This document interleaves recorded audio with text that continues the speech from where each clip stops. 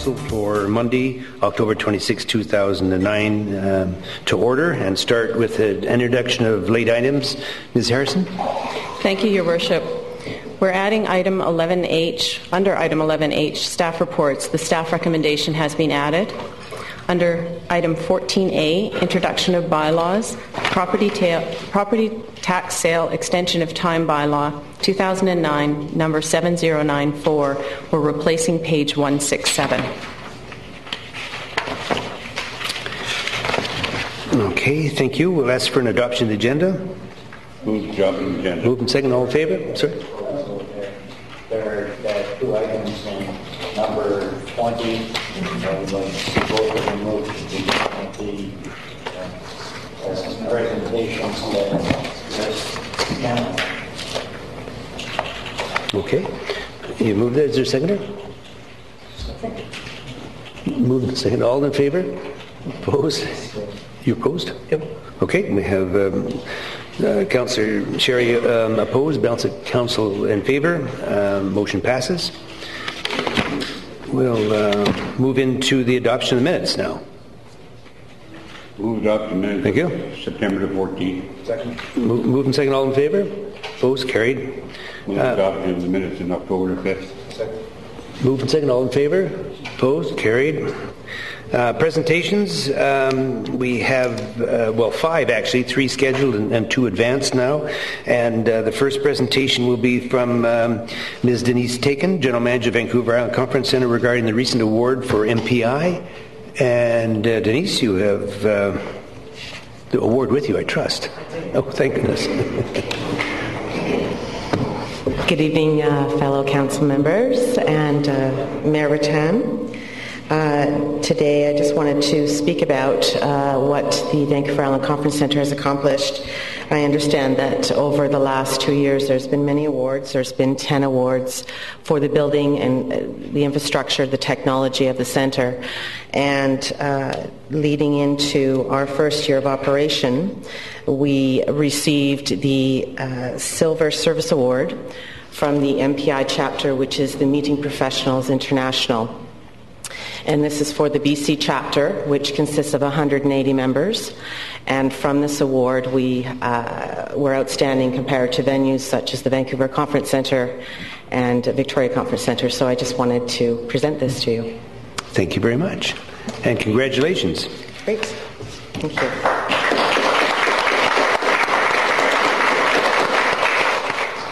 The next delegation is going to be myself presenting medallions to Ms. Nancy Ryan and Mr. James Scanlon. And I assume they're both here? Over here. So if you'd like to come forward. Now, is Cam... It's on. I've got to take all these goodies with me. We'll pass it. You can. Okay. Where's Cam? Cam, is this on? Okay. So, please come forward here. And we have the first one will be to Nancy Ryan.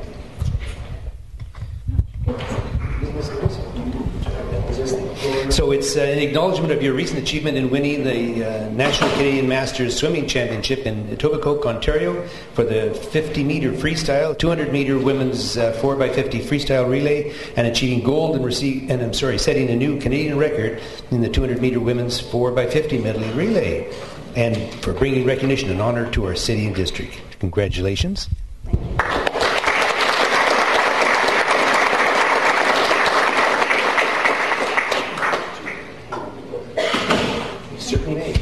Thank you. I just want to, some people already know, but the Nanaimo is hosting the National Swim Championships for Masters next May 2010, and this is quite an honor for Nanaimo to be holding this. It hasn't been held in the West Coast for over 10 years. It's always been in the East Coast. So we're just so fortunate to have this opportunity. We're expecting about 600 swimmers from including international swimmers and Canadian swimmers. And we're just so very, very pleased with the support that we are receiving from the city of Nanaimo. My husband and I went to Toronto to support to let everybody know we were having it this year. And I swam, my husband officiated. And the city of Nanaimo sent us with banners, brochures, just suitcases full of information that we could sell in Nanaimo. And we had phone calls right off the bat. We were expecting swimmers from 18 years old right up to a man who has just phoned us, and he will be 101 when he competes. So this is an exciting year. Congratulations. Thank you. Terry, did you want to get a picture too? Did you want to get a picture while you're there? I did. Hold this up like you're talking. Oh, well.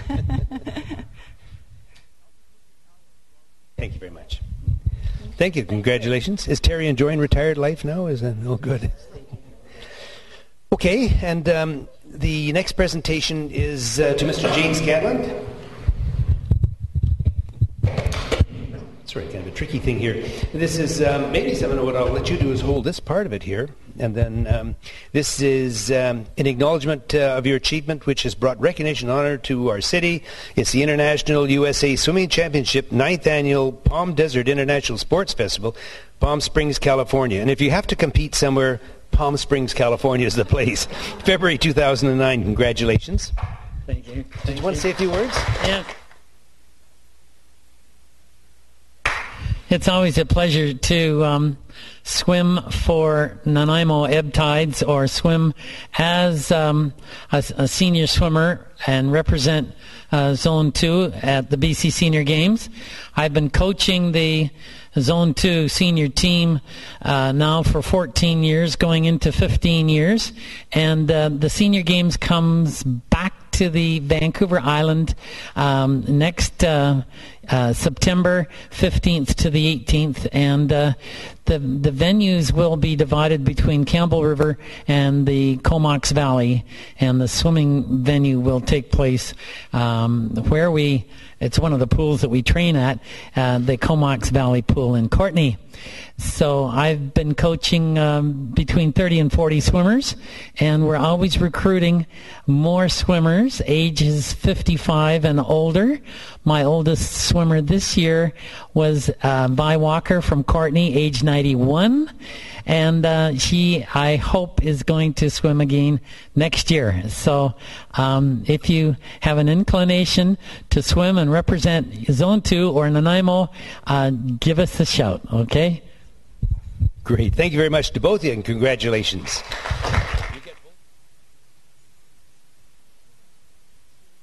No photograph, is there? Yeah. Doreen, where's Doreen, did you get it already for both of us? Thank you. Last chance. How many pictures you want, your worship? I should do that too. Cam, did you want to kill this one? Okay. Well, you know what? I think it's always really important for our city to recognize the people who take the time to get involved with sports and activities which we feel is wonderful for all age groups. I mean, here we have a swimmer that was 101 years old, which is remarkable. And it's wonderful when they bring recognition to our city for these activities, and we're very proud of them and proud that they receive these awards. The next presentation will be Councillor Diana Johnstone, Chair of the Olympic Torch Relay Committee regarding the Olympic Torch Relay celebrations. Councillor Johnstone. Thank you, Your Worship. I think the community is well apprised of the fact that we are going to be having the torch run through our community on Halloween night, and it's going to be an amazing celebration, and we've really encouraged everybody, all the families with small children, to come out and take part in it. And I'm just going to summarize for you a little bit of the entertainment and protocol involved with that event. So we were asked by VANOC in May of 2008 to be one of the 142 community sponsors, which we gratefully accepted. And we are the first community celebration for that event, the first community celebration for the torch, which is huge. The community stage will be open on the Lions Pavilion from 5:45 to 6:45 p.m. There'll be live entertainment, activity booths for the family, lots of trick-or-treating there. There'll be people from the downtown community presenting tricks or treats to the children, and just a lot of fun. Magicians, the Nanaimo First Nations drumming band will be there, Vibe dance group, Skyline Academy, a band made up of our local school-age children that have excelled, and then the Vanoc stage will take over at 6:45 until 8:47 p.m. The Torch stage is a mixture of community, Torch, sponsor entertainment, and speeches. The entertainment is provided by community. Community entertainment includes Vibe and Stereo Plane. The Coke and RCB are the two major sponsors for the Torch Relay right across Canada, and will each provide entertainment as well. It's going to be quite exciting for us. You'll see a huge caravan of vehicles coming into, they'll be all set up in the park, and they're called I can't remember the name of them, but they're going to be a lot of fun with lots of young people dancing and entertaining. Other interesting facts are CTV will be there that evening giving the evening news, and then they'll take over. Pamela Martin will take over the community stage as the MC, so that's another big plus for Nanaimo. We've had a lot of cooperations from other departments within the city, and we couldn't have done this event without them. Liz Williams is actually the chairman of the event. I got the title, but she's been doing all the hard work, so I have to give her credit, and the committee that's worked so hard with her. The RCM Police have been fantastic, Public Works, Engineering, and Legislative Services, and working on the parking and the road closures. We'll have international media at this event. The first time we've hosted an event of this magnitude, and with this amount of media. There will be 45 accredited media from 9 countries in Nanaimo on October 31st. In addition, Vanoc will have anywhere from 3 to 50 media. We don't know just yet how many. That's a big spread. But they'll be there a few days prior to the event, getting set up for the event. While the organization of this event is Parks, Recreation and Culture under the chairmanship of Councillor McNabb, it wouldn't be possible to host it without the assistance of these other departments. So far we've had help from the people I've mentioned, along with Legislative Services, Finance, Accounts Payable and Economic Development. The Regional District of Nanaimo, and again credit to our Mr.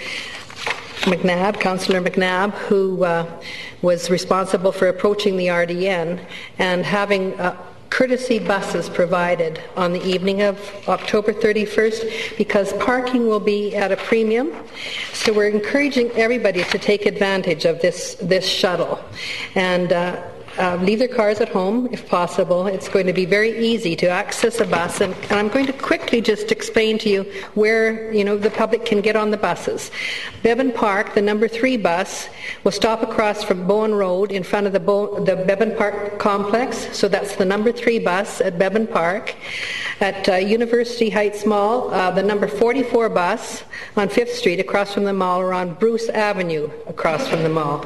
At Country Club Centre, number 1, 3, 8 and 44 buses will be on Norwell Road behind the shopping centre, picking up people and shuttling them to the Maffeo Sutton Park. And Vancouver Island University bus loop on 5th Street will also be a bus stop for this event. So in addition to the park and ride services, the city is extending free parking at Howard Johnson and the Bastion Street Parkade. So come out and enjoy an amazing fireworks display. Will conclude the evening at 9 o'clock. And a lot of people, I'm sure, have already read in the media, but Michelle Stilwell, our hometown girl, Paralympic athlete, is going to be the final torch bearer, and we have a real surprise as to how Michelle is going to light that torch. So don't miss all the fun and events. And we have a short video that will further inspire you, hopefully. And if I could ask Mr. Scott to just show that video now.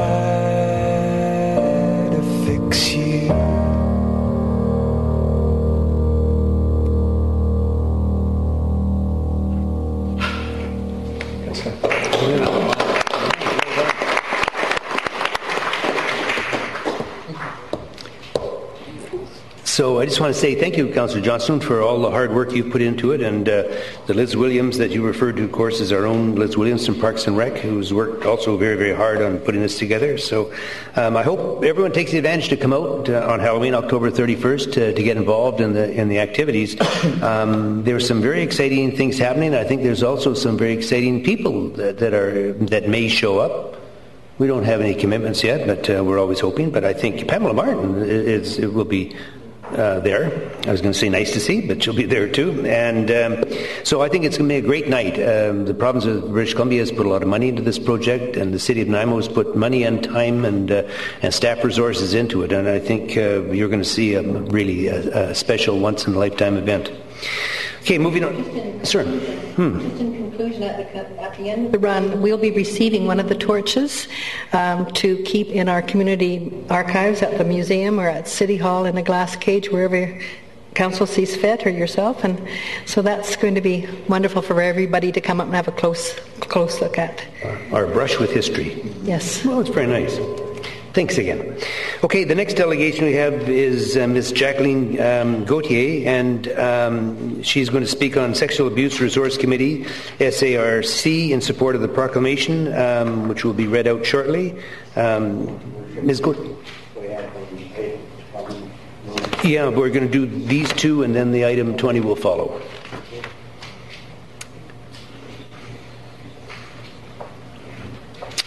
Welcome. You have up to 10 minutes. Good evening.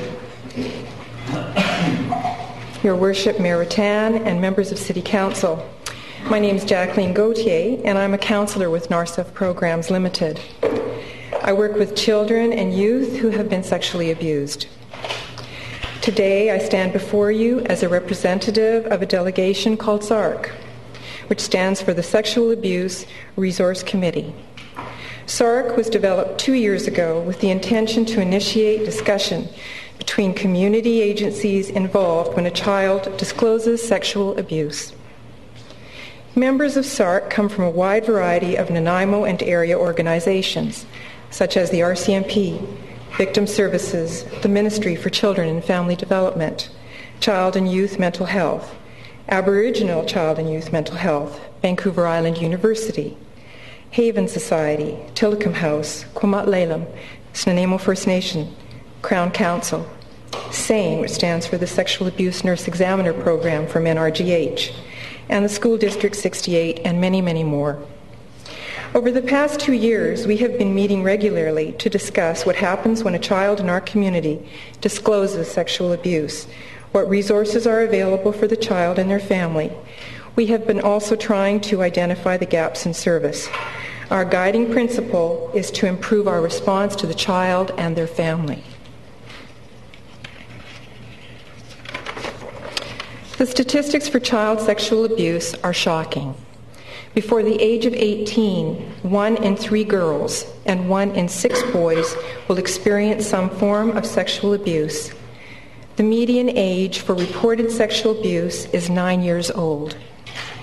95% of child sexual abuse victims know their perpetrator, and 30 to 40% of sexual assault victims are abused by a family member, and as many as 60% are abused by people that the family knows well and trusts. Over 30% of victims never disclose to anyone. This means that in any classroom or in any neighborhood full of children, there are those who are silently bearing the burden of sexual abuse. Because of the trauma associated with an experience of sexual abuse and the social stigma surrounding the crime, many abuse victims feel confused and tend to downplay or minimize their experiences. Child sexual abuse is a hidden but significant problem in every community in Canada. It happens at all levels of society, and it is happening in Nanaimo. For example, since the inception of the Sexual Abuse Intervention Program at the agency I work at, NARCEF, in January of 2008, we have received 68 referrals. These referrals come from the Ministry of Children and Family Development, from schools, from family members, and from friends. And we are just one agency dealing with this. And please remember, only 30% of victims disclose. As adults, we do have a responsibility to keep our children safe. Education is a key. As a result, the Sexual Abuse Resource Committee, SARC, has focused its energy to raising community awareness of the issue. Therefore, we formally request your worship and members of City Council to proclaim the week of November 16th to the 22nd, 2009 as Nanaimo Sexual Abuse Awareness Week. Our committee has been working very hard to make this week one that is useful, promotes awareness of the issues, and is easily accessible to the community. Throughout the week, many of the SARC agencies will have site-specific activities and educational materials available to the public. The focal event of this week is a community forum entitled From Silence to Action, scheduled for Wednesday, November 18th at 6:30 p.m. at VIU Malaspina Theatre. It is open to the general public, it is free of charge, and will be hosted by Evelyn Matthews, the Safe Schools Coordinator for School District 68. And here's our poster for the week and for the event. Thank you. Should mention that the artwork was done by a local artist, Yvonne Vanderkoy. So the forum will feature a short film presentation followed by small group discussions led by local experts in the field of child sexual abuse. Service providers will be able to provide resource information and answer questions during and after the event. In order to launch this week, we plan to host a press conference at NARCEF program offices at 190 Wallace Street, and we formally invite Your Worship, Mayor Rattan, and council members, the SARC committee, and local media to attend on Thursday, November the 12th at 2 p.m. The consequences of child sexual abuse tremendously impact our community. Sexual abuse is not just a traumatic experience. It has the potential to ruin young lives. Victims of child sexual abuse are at far greater risk for psychological disorders, and the family and community shoulders the responsibility for these mental health issues. Prevention and education are the keys. So I'd like to thank you very much for providing me with this opportunity to make this request on behalf of the SARC delegation. Thank you very much. Are there any questions to the delegation? Move receipt of the delegation. Second. All in favor? Opposed? Carried. Thank you very much. It's a worthwhile project, and we appreciate your involvement. The next speaker will be... Yes, we should. Can we have a bit of applause here?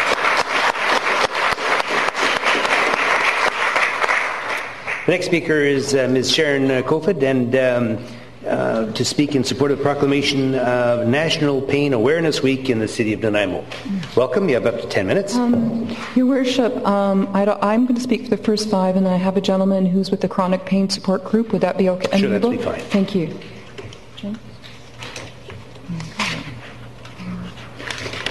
All right, let's go down a bit.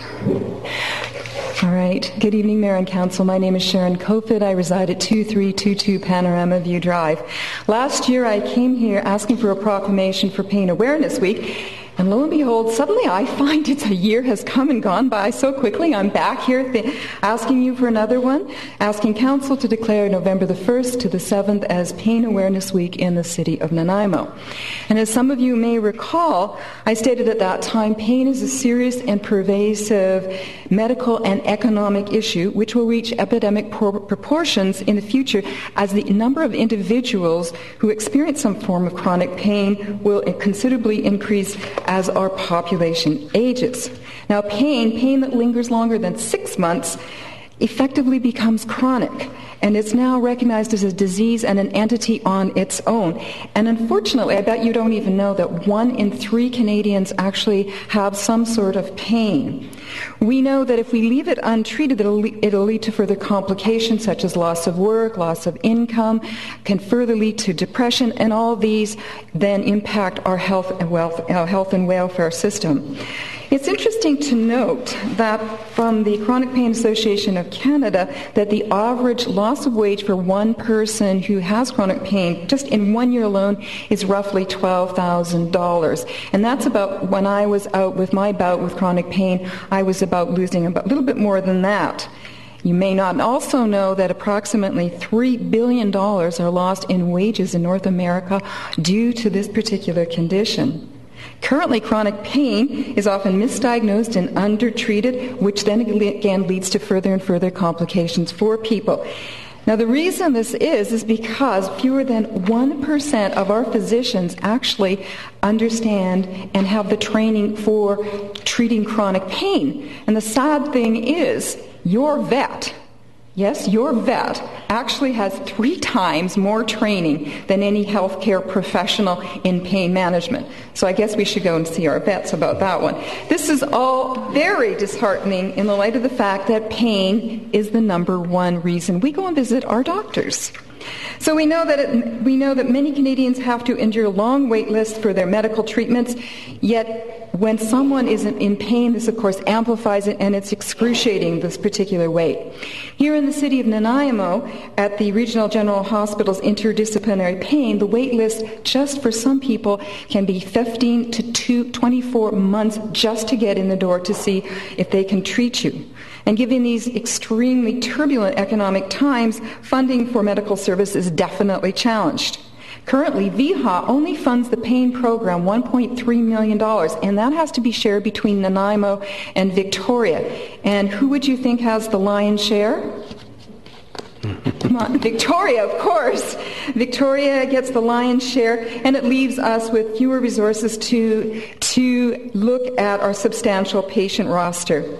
This year, once these financial roller coasters times have settled down, I'm actually going to come back and ask you for a letter of support going towards VHA, requesting an increase in the number of days the Nanaimo's interdisciplinary pain clinic operates. Currently, it only operates 4 days out of 5, whereas the Victoria Clinic operates 5 out of 5. And I personally think we should have parity with the other pain clinic on the island. Now, on the positive side, I'm extraordinarily happy to note that this year we have numerous events for the public to come to. There will be a pain booth at NRGH, and this is going to be operated November the 2nd, 3rd, and 4th from 10 a.m. to 2 p.m. That's different because last year we only had it for 1 day. This year it's going to be manned with some healthcare professionals who will be available for the people to come and talk to. In addition, there'll be another booth at Port Place Mall on November the 5th, operating from 10 till 4. And lastly, I just finished finally nailing this one down. I'm extremely excited about the presentation on persistent pain, which is sponsored by the Arthritic Society, and tentative dates are November the 23rd at the Bevan Park Lounge at 6:30. We have an interesting series of medical personnel willing to discuss several issues surrounding pain, and one of our keynote speakers is Dr. Alan Berkman, who is the Executive Director of the Interdisciplinary Pain Clinic located in our hospital. So I would love to see all of you out there. It's going to be a very informative and entertaining evening. So in conclusion, in our society today, with our given resources, we shouldn't let individuals suffer with pain, given there's so many options out there, be they pharmacological, cognitive, or rehabilitative therapies. And although there is no cure yet for this particular entity, with the advance of research, education, understanding, and awareness, individuals can be educated in learning how to cope and eventually win the battle of pain. Now, before I go, I want to leave you with one thought and one image. And I want you just to think about it very carefully. Think about prolonged pain, how it grinds you down like a hot ember in the palm of your hand. The longer you hold on, the deeper you are scarred and seared for life. And with that, I'd like to conclude and thank you very much for your interest in this matter. I have today James Carr, who's going to be talking about the Chronic Pain Support Group a little bit more, and thank you very much. Thank you.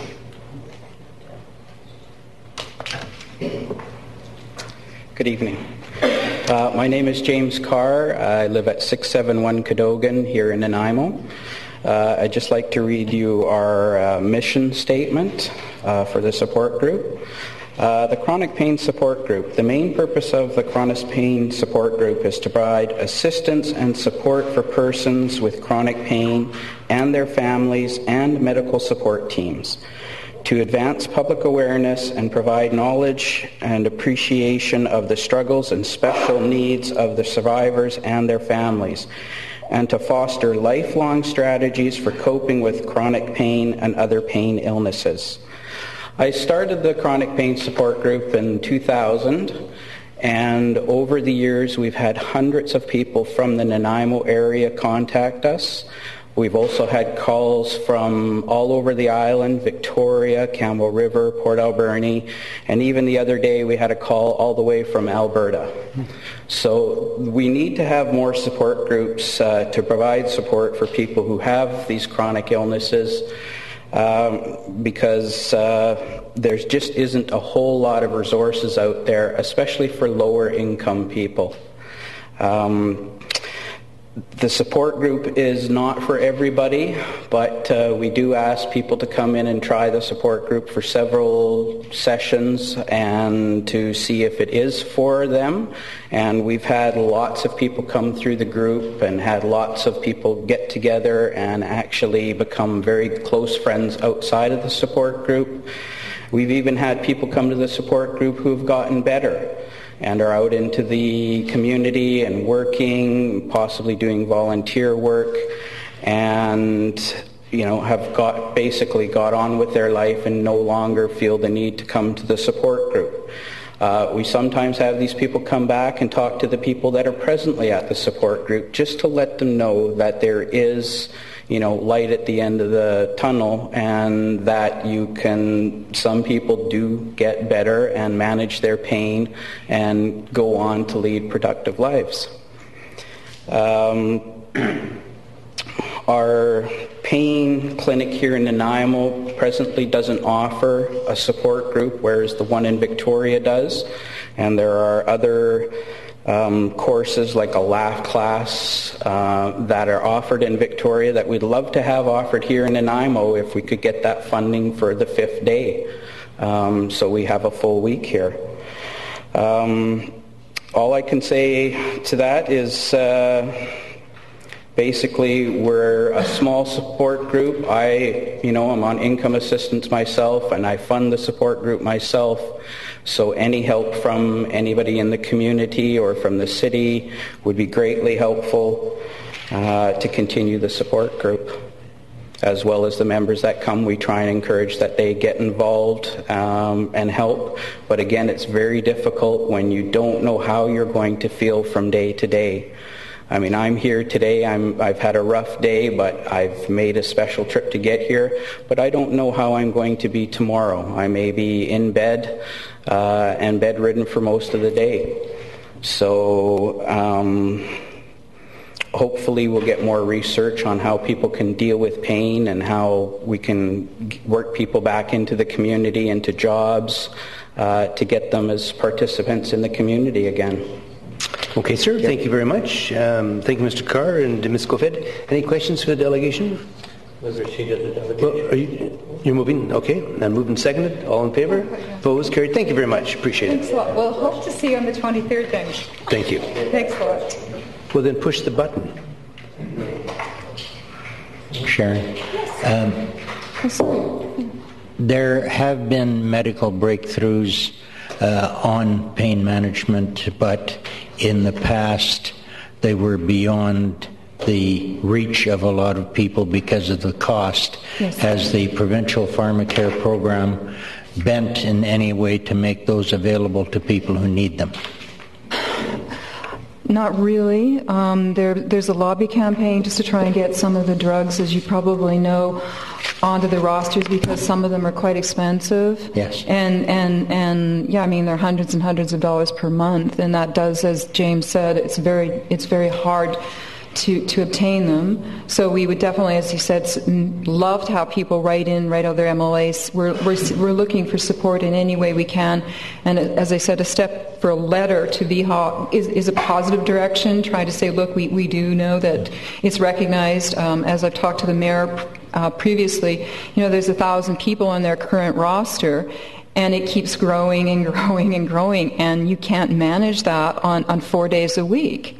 So, and as you state, it is difficult to get the drugs as well. So, thank you. Yeah, thank you for asking the question. Any other questions? Yes, we have. Councillor Patsy. Thank you, Worship. Yes. Ms. Cofed. Yes. About half a year ago, you came before this council and you asked the mayor to send a letter of support to, if I remember correctly, the Ministry of Health in Victoria. Is that correct? I didn't come before council. I came before mayor, you, and one and. Okay, I do remember a meeting. Yes. You did get a letter. I was waiting for the shoe to fall from VHA to see what the kind of cuts they would be doing. So once I know what the cuts they do, then the letter will be up and running. Okay. Okay. So at this point... it's close. Well, I'm wondering that when you come before us, or you come to a meeting with the mayor, and a letter goes out, and there's no measurable response. Oh, I see. You're saying that I haven't sent my letter in. No, there have been other political individuals who have sent their letters in to VHA, and unfortunately VHA's response has been simply, well, Victoria gets this amount, Nanaimo gets this amount, and Courtney, I believe there's a nursing station up there, they get that amount, and that's what it is. That's what it is. Okay. And so it's a fine line trying to maneuver that, trying to figure out what we can do and what we can't do. So I felt it prudent to just wait and see. Okay, thank you. Okay. Okay, no further questions? Thank you very much. Thanks. Appreciate it. Okay, we have two more delegations now that have been advanced in the time frame, and that's going to be, the first one will be the Greater Nanaimo Chamber of Commerce, and I have Ms. Donna Hayes, past president, and Andrea Rosetta Taylor. You're going to do is this a one-woman army here we're dealing with? Okay. Just me, okay, Donna, sorry. it's all on your Just shoulders me. here. Your Worship, members of Council, I want to thank you for allowing the Greater Nanaimo Chamber of Commerce to make a presentation to you this evening. As Mayor Rattan mentioned, my name is Donna Hayes. I'm the past president of the Chamber, and we have a PowerPoint presentation to go along with our presentation tonight. And as this is our first presentation to Council in a very long time, we thought we would start off by sharing a little bit about who the Chamber is, what our role is in the community, and end off with some key projects and issues that we're dealing with right now that we would like to invite Council to partner with us on and work with us on in the community. So I hope this works. Well, there it is. Chamber of Commerce is one of the oldest organizations in our community. Many of you joined us in March for our 120th birthday. We were incorporated in 1889. We had 33 members back then, and today we have over 830 business members in our community. So we're very active and growing. Even in these economic times, we're actually growing our membership, which we're very excited about. We are strictly a membership organization, and as such we are self-funded. We receive no government funding from any organization, and our members fully support our organization. The Chamber of Commerce, it's often heard the Chamber of Commerce is the voice of business, and that's kind of our tagline. And it's because business has no vote that the Chamber actually speaks on their behalf in our community. The Chamber's role is really to advocate on behalf of business and on behalf of our business members. We advocate by being active in our community. We participate on many committees that have to do with City Council. We have members who sit on those committees and actively participate. We make representations on provincial issues. For instance, this last week, our board members made a presentation to the Standing Committee on Finance on the provincial budget. We're often asked to sit in on federal issues. When economic budgets are coming down from the federal government, the Chamber of Commerce here in Nanaimo participates through teleconference to give opinions about what's happening on the west coast of Canada. So we advocate on behalf of business at all different levels of government. The Chamber would contend that the economic health of a city thrives on a healthy business community. A direct correlation of that is that for every dollar of property tax money that comes from residences, $3 comes from business or commercial taxation, and $6.30 comes from our industrial groups. So when business and industry thrive in a community, that direct correlation means that our city is thriving and that it's doing well. And it's kind of a direct correlation to what's going on in our community. The Chamber also actively promotes business development. Am I not keeping up? There we are. We actively support and promote business development in our community. And we often get the opportunity to showcase Nanaimo because we get lots of inquiries, business inquiries from out of the province and actually from out of the country about businesses that want to develop here and who want to expand here. And we're often able to work in conjunction with our Economic Development Office in bringing those businesses to work here in Nanaimo and to develop here. Some current business issues that we're working on right now, and this is not an exhaustive list by any means, skill shortage. Yes, in this economic time, there's still a skill shortage.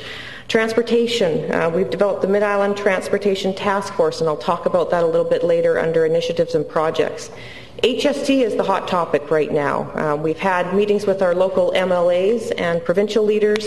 We've provided some training and information sessions to our members, and Nanaimo has been chosen as one of the cities by the BC Chamber to host a forum here of business leaders in the province to bring more information on HST to the community.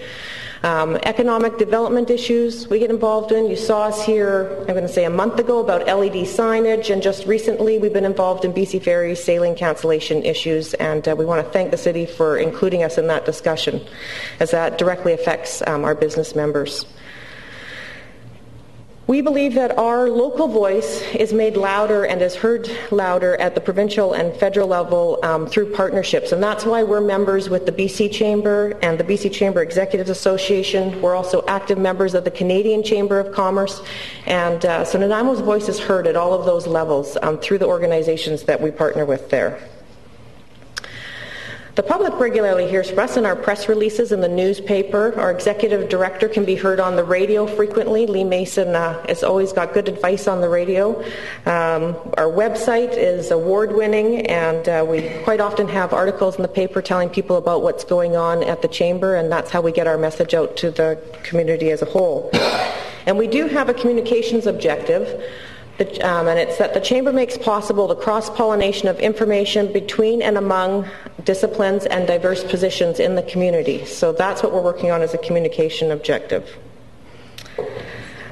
We host many business events that highlight and promote local businesses in our community. The Sterling Awards is one of our Academy Awards type nights. We're very excited about to celebrate excellence in businesses, and you'll hear more about that coming up next year. The Opening Doors Community Roundtable discussion started 5 years ago. It was a Chamber initiative to bring together key stakeholders in our community to discuss things that were important to our community. So 5 years ago, our agenda would have included that our college needs to be a university, it would have included that our airport needs to be expanded, and it would have included that we need a cruise ship terminal.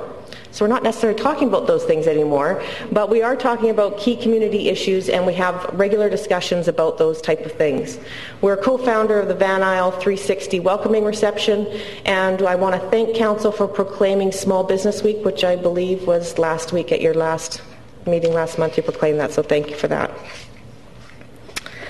Our members get to hear from us regularly at general membership luncheons. Many of you come to those. I want to thank you for doing that. I want to encourage you to continue to do that, to meet up with our members and be able to talk with them one-on-one.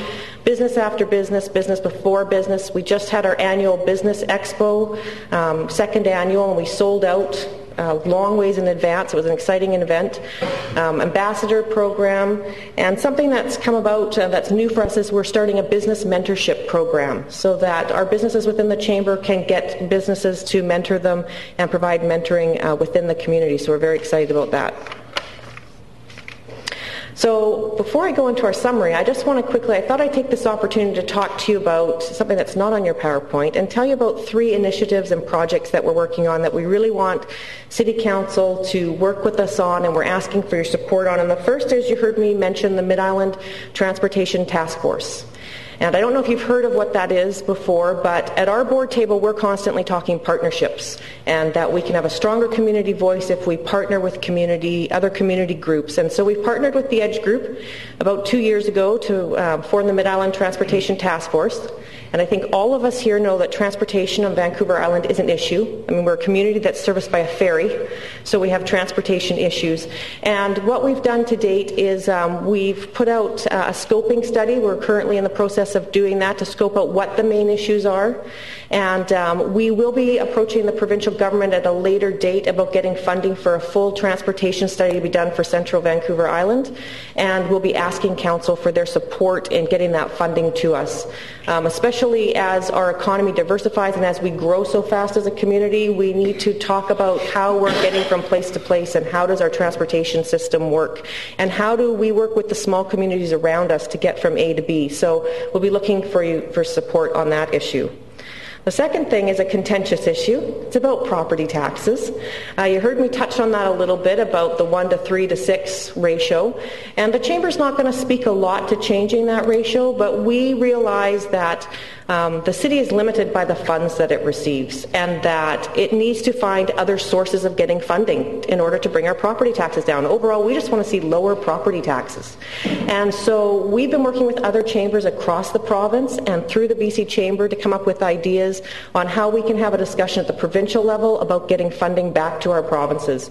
But we really need to work with City Council and with City staff on ideas and what that looks like and how it works in a very practical fashion. So we'll be asking for your support on that because we think it's really critical that we bring those taxes down to make this the most livable place and so that we can draw those businesses to come to move to Nanaimo because, we have a very low tax rate.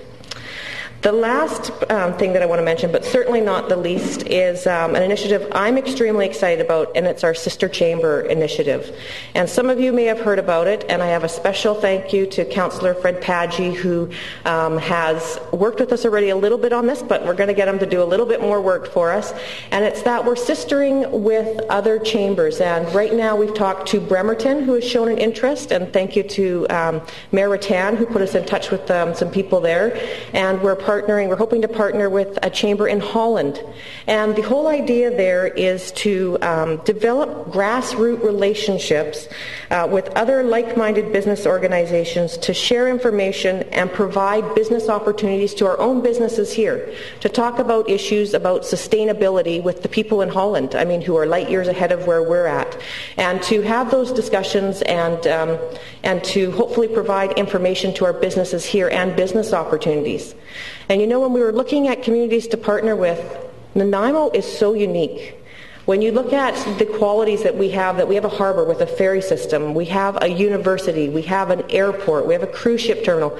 And you can't just pick another chamber that has, a population base the same as us. You have to choose a chamber that has similar attributes as us, as a community. And it was very hard to find chambers that had those attributes. But council's already come to us and shared those communities with us, and we've sent off letters and already got responses. So we're going to ask for further support from council as we work forward on those initiatives, and we thank you for your contribution thus far. So in conclusion, I just want to say that the Greater Nanaimo Chamber of Commerce is committed to continuing the quest for Nanaimo to be the most desirable, livable small city in North America. And I want to thank you for your time. Thank you. I don't see any questions. I just wanted, if we get a motion to receive, and then before you go, Donna. Thank you. We received the delegation. Thank you. Second. Moving second. All in favor? Opposed? Carried. I just want to say, Donna, thank you very much for the presentation. It was very enlightening, and I think Nanaimo is fortunate to have a very, very dynamic Greater Nanaimo Chamber of Commerce. And joining us tonight is the President, Walter Anderson, is out there, as well as the very hard-working and never shy Executive Director, Lee Mason. Lee, thank you both for coming. Okay, the next delegation is Mr. and Mrs.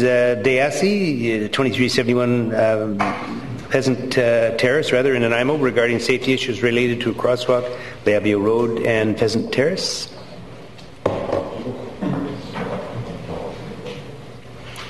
Welcome. You have up to 10 minutes.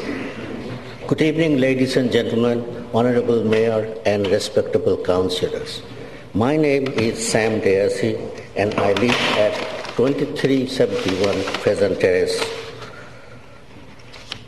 The front of our house is on the front of our house is on Pheasant Terrace, the left side is on Labio, and the right side is on Pheasant Terrace next to the neighbor. The city is constructing a sidewalk on Pheasant Terrace and a crosswalk on Labio near the intersection of the Labio and Pheasant Terrace. The area is very busy and getting busier every day. The proposed crosswalk on Labio goes straight to the ditches, which make it unsafe and hazardous to the children crossing the road to go to school and other pedestrians. But since the Mount Benson school closed, I've seen a lot of kids cross the Labio and take the Pheasant Terrace to go to school in cold tide.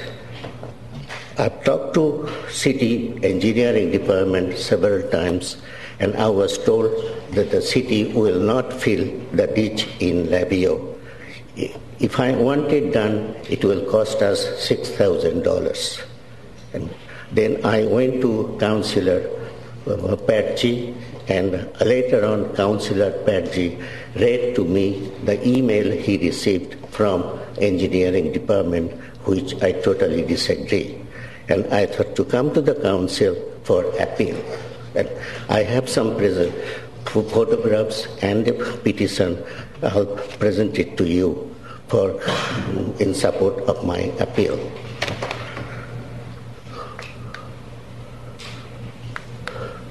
Okay, this is the left side of the house, and is on Labio. You can see the ditch, and you can see the mud on the road, and for the sidewalk, the crosswalk goes straight to the ditches, which make it very unsafe and hazardous to everybody.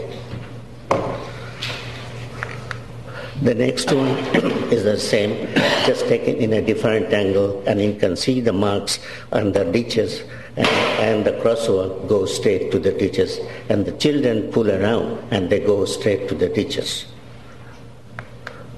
The third one is the same pictures taken in a different way, in the angle, and the ditch and the mark and all, and the sidewalk mark on there. And that is the last one is taken the same way in a different angle. And this is across the road on Labio, 2606 Labio Road, and you can see the ditch, and as the crosswalk comes straight on there. And this is the last photograph, and it's the same, just taken in a different angle. And in conclusion, we and the 14 other families think that the area and the ditch is very unsafe and hazardous to everybody. We strongly appeal to city to fill the ditch in Labio and make it safe for everybody. And is it too much to ask? Thank you, sir. I'm just going to see if there's any questions to the delegation. Yeah. Councillor Padji. Thank you, Worship. Thank you, Mr. Diassi, and good evening. As you know, I attended your house twice. Yes. The first time you called when the construction of the sidewalk, among other things, on Pheasant Terrace was in progress. And I believe at that time you told us that you had been told a certain amount of money was required in order to fill. What was more of a ditch now than what I remember seeing now? There was another part to it, was it not? Pardon me? The ditch that you have shown now on the photographs. No, there was another ditch at one point. Is a half of the ditch, okay, really. All right. Initially it was about 12 meters long, and city put the city put the lamp for the light to come, and so they had to do it because I was told that there is a gas line and a rock there, so city had to fill it in half of it. Okay. And now remaining is about 6 meters, and which is open, and the ditch and the crosswalk goes straight to there. You can see right on the picture. The second part of my question, Mr. Diassi, I want to direct to staff, to either Mr. Hickey or Mr. Kraft. You have some photographs that I have seen this morning. Would you be able to show the one that tells us where the controlled crosswalk is going to be, please?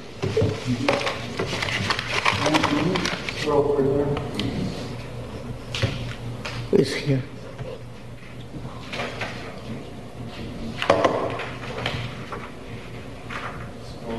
That one. Mr. Hickey or Mr. Kraft, when you look at that picture, you see two white spots there on the street, which is indicative of where the controlled crosswalk is going to be. So if I have it right, and if Mr. Diassi pointed it out to me in a correct way, almost half of this controlled crosswalk, when it's operational, will lead to that part of the sidewalk that is going to, if you walk beyond that, you're in the ditch. Am I correct in that assumption? Okay. The second question I have, which was pointed out to you this morning, by you to me this morning, was that the sidewalk there is going to be flush with the street. And it was explained to me this morning that that would stay that way so that water of the street could find its way to the ditch. So am I correct then in saying that we are having a crosswalk, half of which at certain times of the day or night, when there's a heavy downpour, would have water on it? It would be no different than walking, or not much different than walking on a roadway or a sidewalk where the water's kind of flowing across it a little bit. It's not deep, but there is some water coming across there. Okay, but we are dealing with a controlled crosswalk that at the same time is also meant to be a collection of some sort of water that's to run off the street. Yes. To clarify, Councillor Paggi, the water that would be sheeting across that roadway would actually be the water that fell on that roadway. It wouldn't be, we haven't collected a larger watershed and directed it onto the roadway and then across the flush shoulder, paved shoulder into the ditch. Mm-hmm. I understand that, but I still have a problem with the fact that a crosswalk, a controlled crosswalk, is going to be constructed somewhere where it mashes with the collection of water of the road, and you know, I really have a problem with that. When I was at Mr. Diassi's house the second time, I kept a good eye open for where the light poles are, especially at night. There's not a heck of a lot of light there. And it just seems to me that that's not a very satisfactory position for a controlled crosswalk. And if I remember correctly, you told me this morning that it was not an optimal situation, but that there wasn't much to be done because there's gas lines and other things. Yes, and that's part of where you see, are looking at the picture to your left is the sidewalk that has been there for a number of years, as well as the ditch. So that has been in use for a number of years. The improvement is that down Pheasant Terrace there is now a sidewalk, and then you continue along what was the current sidewalk and then across the crosswalk, and that will be improvement for people moving back and forth across Labio. Our difficulty there is we do have two gas mains running along the side of where the sidewalk is, and it's a very rocky area, so we've got difficulty in putting a catch basin on the side of the road.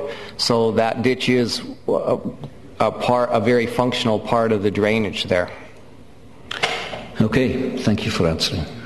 But the only difference is the sidewalk has been there for a long time, but you are proposing a new crosswalk close down that way, and the children run. And I've seen in there few years back somebody ran for the bus and he tipped it over in that ditch, but it was an adult and he gone that way.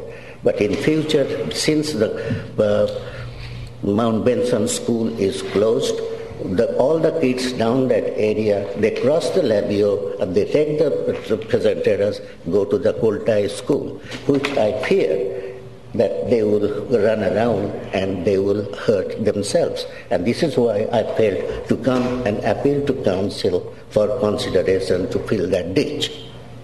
Okay, we have another question from Councillor Holden. Yes, Your Worship. I just wanted to ask if is the local improvement policy or program still available to people who wish to have ditches filled in? Program that is available. We are tending now to have people generally in the community not fill in ditches because there is some environmental good to have ditches in places. It slows the water down, and it is a good rainwater, stormwater management tool. However, in this case, the ditch isn't really a factor in that regard, but is it where it is situated because of the rock and the two gas mains, a very functional part of that storm system there. Back to your question, we do often have residents, they can apply to have their ditch filled in certain circumstances been property fronting their house. Okay, and if I could just continue, I'm maybe not completely clear on the issue here, but is the city, are we proposing to make some improvement there other than putting lines across the street for the crosswalk? Your Worship, we placed the lights, the crosswalk lights in there recently as part of this project, and the area which is now a gravel shoulder will be paved as well. Sorry? The area which is now a gravel shoulder will be paved as well. Cam, if you went to photo 3, I think it would show it better, a little bit better there. Okay, so we're just extending the raised asphalt sidewalk there? The asphalt at that point will be flush to the existing asphalt as well. Okay, so it's basically, the sidewalk is basically a line on the road? Yes. Which is what a large portion of Nanaimo has sidewalks. Yes. Okay, I'm just trying to figure out what the issue is here, because it certainly looks like a shallow area to me. Does staff see a true hazard to people in this situation? No, we would say that there are many ditches. That's common in the community to have ditches beside sidewalks or roadside areas, and this ditch we would say is quite safe, or no different than many kilometers of ditch around the city. Thank you. Any further questions? Move receipt of the delegation. Second motion. Move and second, all in favor? Opposed? Carried. Thank you, sir. I just might mention at this point that what Council would like to do in the future is to bring other groups, much like the Chamber, along to give us some background and maybe a current status on where they are. And one of the ones that we're working very closely with now and hope to have it possibly for the next open Council meeting will be Harmac. And Levi Sampson and Paul Sadler, one or both, hopefully will be here with an audio-visual presentation to give us an update and carry it on to those at home to show where Harmac is today, the many things that they've accomplished, which I think is absolutely amazing. And we're just hoping to try to do this each month to keep people aware of some of the good things that are happening in Nanaimo. Having said that, under the Mayor's... Oh, Councillor Sherry. Through you, Mr. Chairman, in regards to your last few statements of inviting these individuals to come before the Council, are they going to be listed on the Council as an item of the agenda, or are they going to be just under delegations and scheduled for the end of the meeting or not? They'll be scheduled for the end of the meeting under delegations pertaining to items not on the agenda unless somebody on Council wishes to make a motion to bring them forward. Well, I guess, Mr. Chairman, and this is why I have difficulty and why I couldn't support the bringing forward of the delegation this evening, is the delegations here are for items that are on the agenda, okay? And those two items were not items that were on the agenda, although the majority of Council wished to bring those things forward. And I think we have other forums that items, if they're not on the agenda, would fit more appropriately into the other forum of the Council committee system. Okay, sir. Thank you. The next thing under the Mayor's report is an announcement that I would like to make, and that is that and we also have copies for the media if they don't already have it, which is the little cue that we're going to have. Lisa Dennis will now pass the documentation along.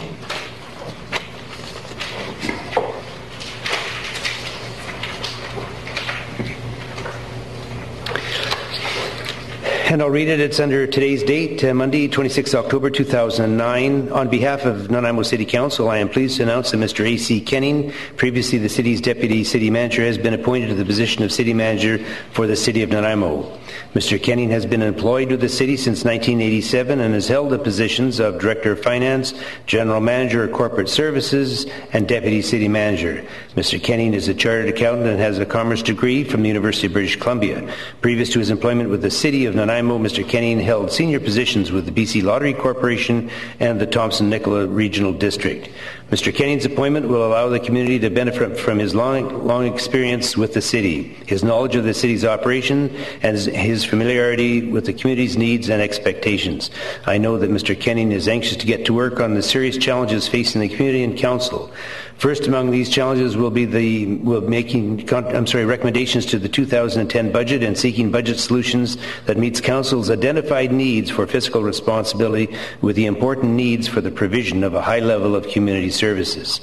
So that we can make sure that there is as much transparency in this, we have asked Mr. Kenning's consent, and we will be confirming publicly that Mr. Kenning will be paid an annual starting salary of $200,000. It's actually literally $200,109. Council believe this salary fairly reflects the value of the work performed and is consistent with the market for similar jobs. Mr. Kenning's previous full-time employment of Deputy City Manager will be eliminated. The deputy's role in support of the city manager will be assumed by other members of the city management team, and Mr. Kenning will be reviewing the city's overall management structure as part of his new duties. I'm very pleased to announce this. I have the greatest respect for and for Mr. Kenning, and I know certainly for the entire general staff, and I think I speak for council when I say we're very, very pleased to make this appointment. And Mr. Kenning, welcome. I hope you know what you volunteered for, and we hope that we'll try to work with you in the future to make the transition as smooth as possible. But it's something that I'm very pleased with, and I'm sure that everyone on council agrees with me on that. Thank you, sir. Proclamations, and I'll turn it over to Ms. Harrison to read them, please. Thank you. That November 1st to November 7th, 2009 is National Pain Awareness Week in the City of Nanaimo. That November 2nd to November 9th, 2009 is National Technology Week in the City of Nanaimo. That November 15th to November 22nd, 2009 is Restorative Justice Week in the City of Nanaimo. That November 16th to November 22nd, 2009 is Nanaimo Sexual Abuse Awareness Week in the City of Nanaimo. Thank you very much. We're into commission reports now, and we have minutes from the Nanaimo Athletic Commission meeting held June 3rd, 2009.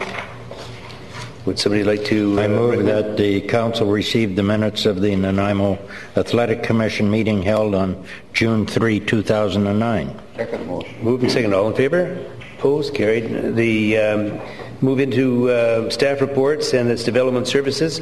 Report of the public hearing held 2009 October 8th for bylaws number 4000.462 and 4000.463. It's the staff's recommendation the council receive the report and the minutes of the public hearing held 2009 October 8th for bylaws number 4000.462 and 4000.463. Move the staff recommendation. Second motion. Moved and second. All in favor? Opposed? Carried.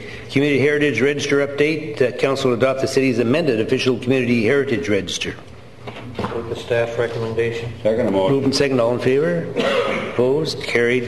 The dealing now with DP 587 at 125 Comox Road. Staff recommendation that council issue development permit number DP 587 at 125 Comox Road with the following variances.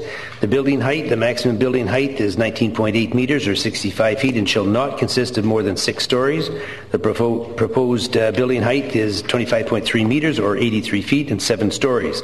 A proposed height variance of 5.5 meters or 18 feet and 1 story. Required parking. The 14 multifamily units require 8 parking spaces with a maximum of 33% of required parking provided as small car parking spaces. The development plan proposes 7 parking stalls rather than the required 8 stalls. The development plan also proposes 100% of the parking provided as small car parking spaces. A variance of 1 parking stall and a relaxation of the maximum small car parking complement from 33% to 100% of the parking provided are proposed. What is your pleasure on this? Move the recommendation. Second motion. Moved and seconded. Any discussion? Seeing none, all in favor? Opposed? Carried. DP 622 at 164 Pride Avenue. Staff's recommendation that council issue development permit number DP 622 at 164 Pride Avenue with the following variances. Watercourse setback. The required watercourse setback from Bewell Brook is 15 meters or 49.2 feet. The proposed setback approved by the Ministry of Environment is 10 meters or 32.8 feet. A proposed variance of 5 meters or 16.4 feet. Required front yard setback. The required front yard setback is 6 meters or 19.7 feet. The proposed setback is 4.5 meters or 14.8 feet. A proposed setback variance of 1.5 meters or 4.9 feet. And finally, the required side yard. The required side yard on the new proposed east property line of Lot A is 3 meters or 9.8 feet. The proposed setback is 1.5 meters or 4.9 feet. A proposed variance of 1.5 meters or 4.9 feet. What is your pleasure? Move the staff recommendation. Moved. Seconder, all in favor? I have a question. Oh, I'm sorry. Councillor Paggi, I'm sorry, I missed you. Thank you. I would like some clarification with regards to watercourse setbacks. This is the third or fourth that I've seen here in my relatively short time on this council, and I'm interested in staff maybe explaining how this process works. Do you go to the province with a request, or does the developer go to the province? Because all of them, by the time we get them, seem to have been approved by the province. Your Worship, to Councillor Paggi, this is an awkward situation that's been created through recent changes in the legislation at a provincial level. Although we have setback requirements in our zoning bylaw and we identify all the streams in our zoning bylaw and their respective setbacks, the provincial regulations require that when a developer wants to vary the setback, that they apply directly to the province. The province then issues no comment, or they ask for further information. If there's no comment, the approval is granted. That doesn't mean that the zoning's varied, but we then have to work that into the development permit for council's consideration. We take that as approval. If the province is okay with reducing the riparian setback, we would then recommend to council that it be reduced as well. Thank you. Councillor Kemp. Yes, Your Worship, thank you. Through to staff, I'm concerned with Lot B, right next to it. On my page 69 of my blue pages, I show a property line along the edge of the units here. Doesn't show it, of course, in its subdivision to Lot B. Is there any proposal for Lot B? Your Worship, to Councillor Kipp, that is currently being considered now through the subdivision process, and we would be working with the applicant and the province to establish a buildable area as part of the subdivision. Okay, and how is that for densification with this development and Lot B with a similar densification? How would that be compared to the current zoning? Your Worship, I don't know the answer to that until we know what the development plans are. But the lot configuration and lot size would have to meet the zoning bylaw, and then the zoning would follow from that. Perfect. And one other question to follow up, that what I call the no man land, or the 100-foot strip along there that's below the property line, the floodplain, that's to be untouched from now on and covenanted to be so? Your Worship, again, the floodplain area would be a no build for habitable space. The applicant could use it for lawns and passive use. Yes. Thank you. Okay, no further discussion on it. There's a motion on the floor. All in favor? Opposed? The motion carries. We move on to DVP 148, which is 1400 Jinglepot Road, 583 Sarum Rise Way, and 809 Behringer Boulevard. It's requested the council hear anyone wishing to speak with respect to DVP 148. Is there anyone here that would like to speak to matters related to that? Yes. My name is Douglas McBride, and I'd like to speak to this. If I just could get your name and address, sir, for the file, please. Yes, I'm Douglas McBride, and I live at 185 Garner Crescent, Nanaimo, which is the property above the lots below that is the subject of this. Now, I have prepared for council a submission, and has that come to you yet? Yes. Yes. Okay. My objection tonight is simply as it relates to the application to vary the height of the principal dwelling for specific lots. The proposal goes from lots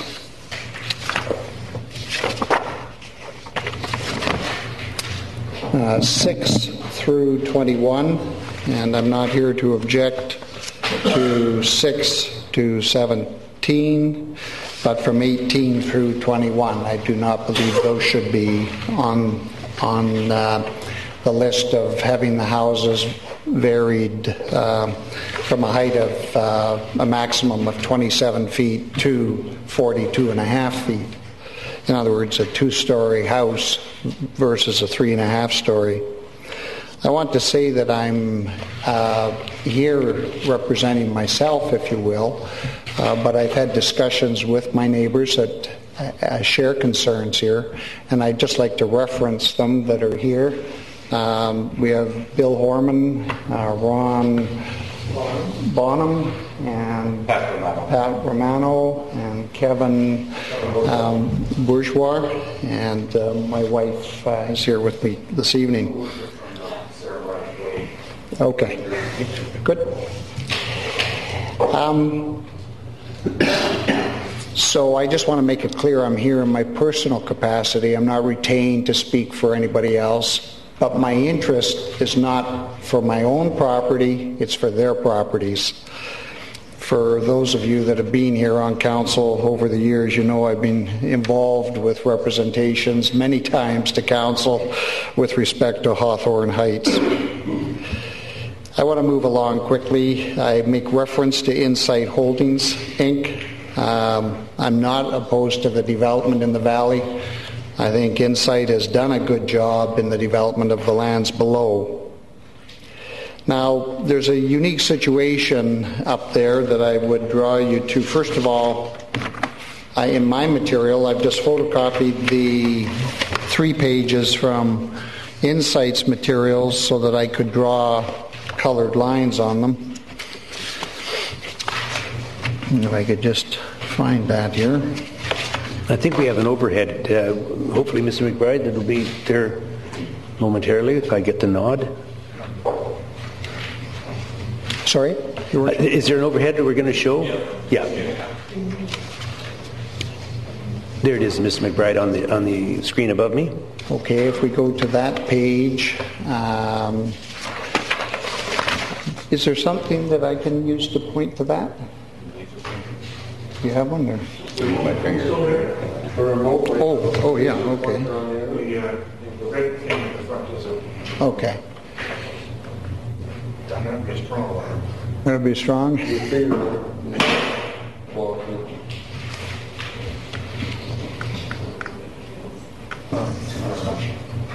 No. Well, if I can describe, coming to the right-hand side of the page. Well, there's a cursor that we could maybe use that someone's. Yeah, you got it? Okay. Yes. Okay. Yeah. Good. Okay. This is my lot right here. It's the first one. These are all straight, equal to Garner Crescent, 200 feet down. My boundary here is 200 feet, and this side is 185. So this is my lot here. This is the area where these extra high houses are to be possibly built. My concern is to the east of my lot line, and it involves 3 houses or lots through here up on Garner Crescent. And the argument is that these just simply, it's inappropriate to make them 42 and a half feet high for 2 reasons. The height of the bank increases from Wakesaya Avenue, which is way down here. Along the foot of the bank, it drops down steadily to this point. The reverse is that Garner Crescent drops down to Wakesaya. So where the 2 of them are at basically the same height. There is no bank here. The bank then gets deeper and deeper as you go along. So building a 42 and a half story house here, it's not going to impact these people. It doesn't impact my lot. I'm good for that. That's fine. But for these people, not only is the bank lower, but for decades the landscaping in these lots has just flown or visually flows in to the land below it.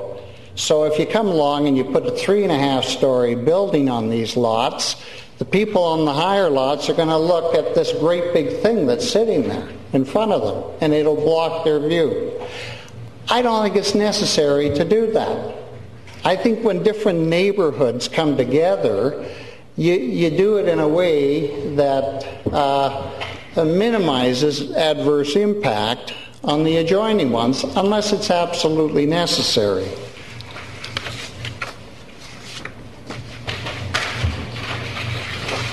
Of course, it works both ways. The houses in the bottom, if they're 3.5 stories high, they're going to see a lot more of the houses up on the hill too. Now on page 7 of Insight's proposal, paragraph D, and the very bottom sentence of it reads, "Also noteworthy is that the height of the embankment and juxtaposition of houses beyond results in no obstruction of views or intrusion of privacy." And of course, I disagree with that, as it relates only to lots 18 to 21. So that's in essence my concern. Now the second concern is it goes to the issue of the process of this. If this was a rezoning, before anything is done, the developer comes and lays out his plans and requests a rezoning, and there's an opportunity for the public to come and present their concerns if they have any. Once a development permit the route of a development permit is settled upon, basically we lose that opportunity just about right through the process. So it's only right now, after staff have worked for months with the developer, trying to make a good plan down below, and they come to council with a recommendation, do the public learn what's going on, and in a week's time they have to get their thoughts together and get down here and try and persuade council that maybe there be some change in it. So all of us were only notified a week Friday by somebody dropping something off on our front porch that this was going ahead. So anyway, it is kind of frustrating to us that we're at this stage now where this has all appearances of full speed ahead, but this request to vary the height is a requisite, or it flows from dozens of decisions being made over a long period of time that make this seem reasonable to the developer. And I've listed a few of them here. There was the choice to make narrow lots here. Another choice could have been to make them a minimum of 65 feet. If you make them wider, there's less need to go up 3.5 stories.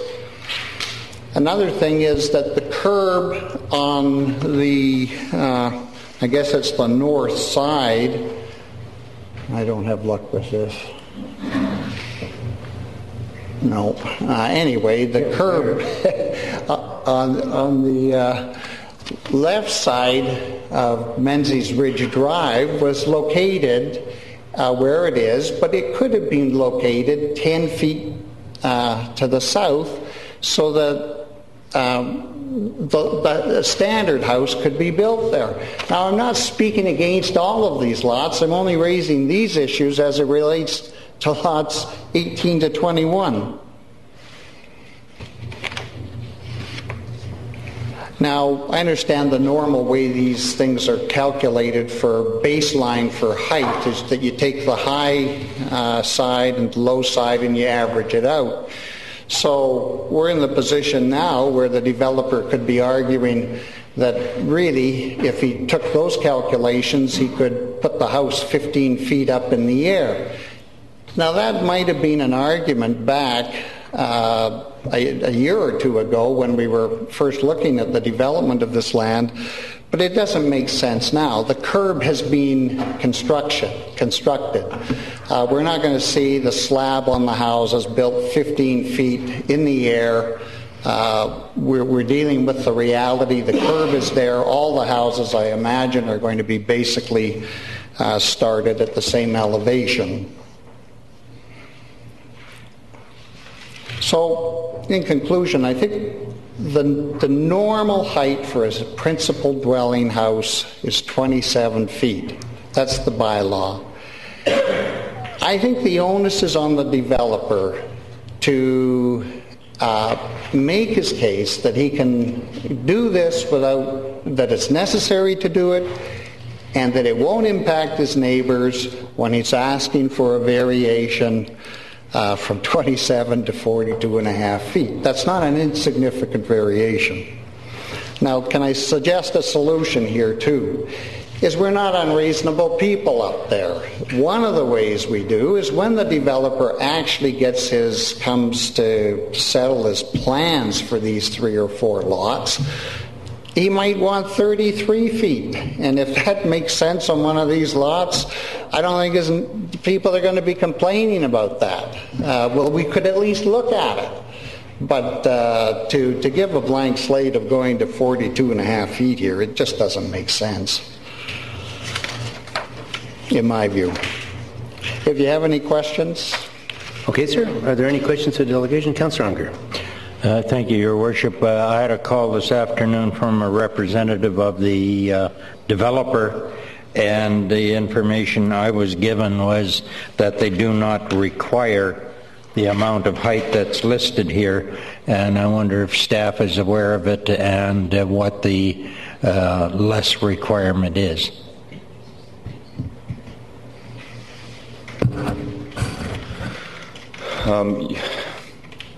I'm not sure how to answer that. I think it's probably a question we should wait until we hear from the applicant if he's going to come forward and make a presentation after the delegations, and then we can revisit that. It might be a better way to do it. Thank you. Okay, no further questions for the delegation? Thank you. Second motion. All in favor? Good. Thank you. Are there any other delegations that wish to be heard concerning, with respect rather to DVP 148? Just your name and address for the file, sir, please.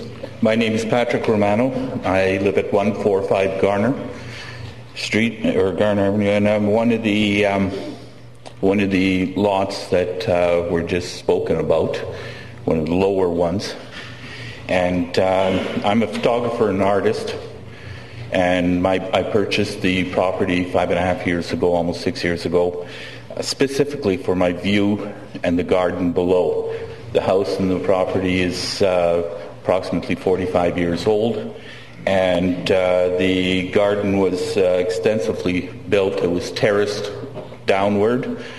The house has a level entrance up at the top, right at Garner Crescent, a second level down lower, which also has a patio deck, and then it is terraced down for the garden itself to a lower level, which is grassed along with patios and such.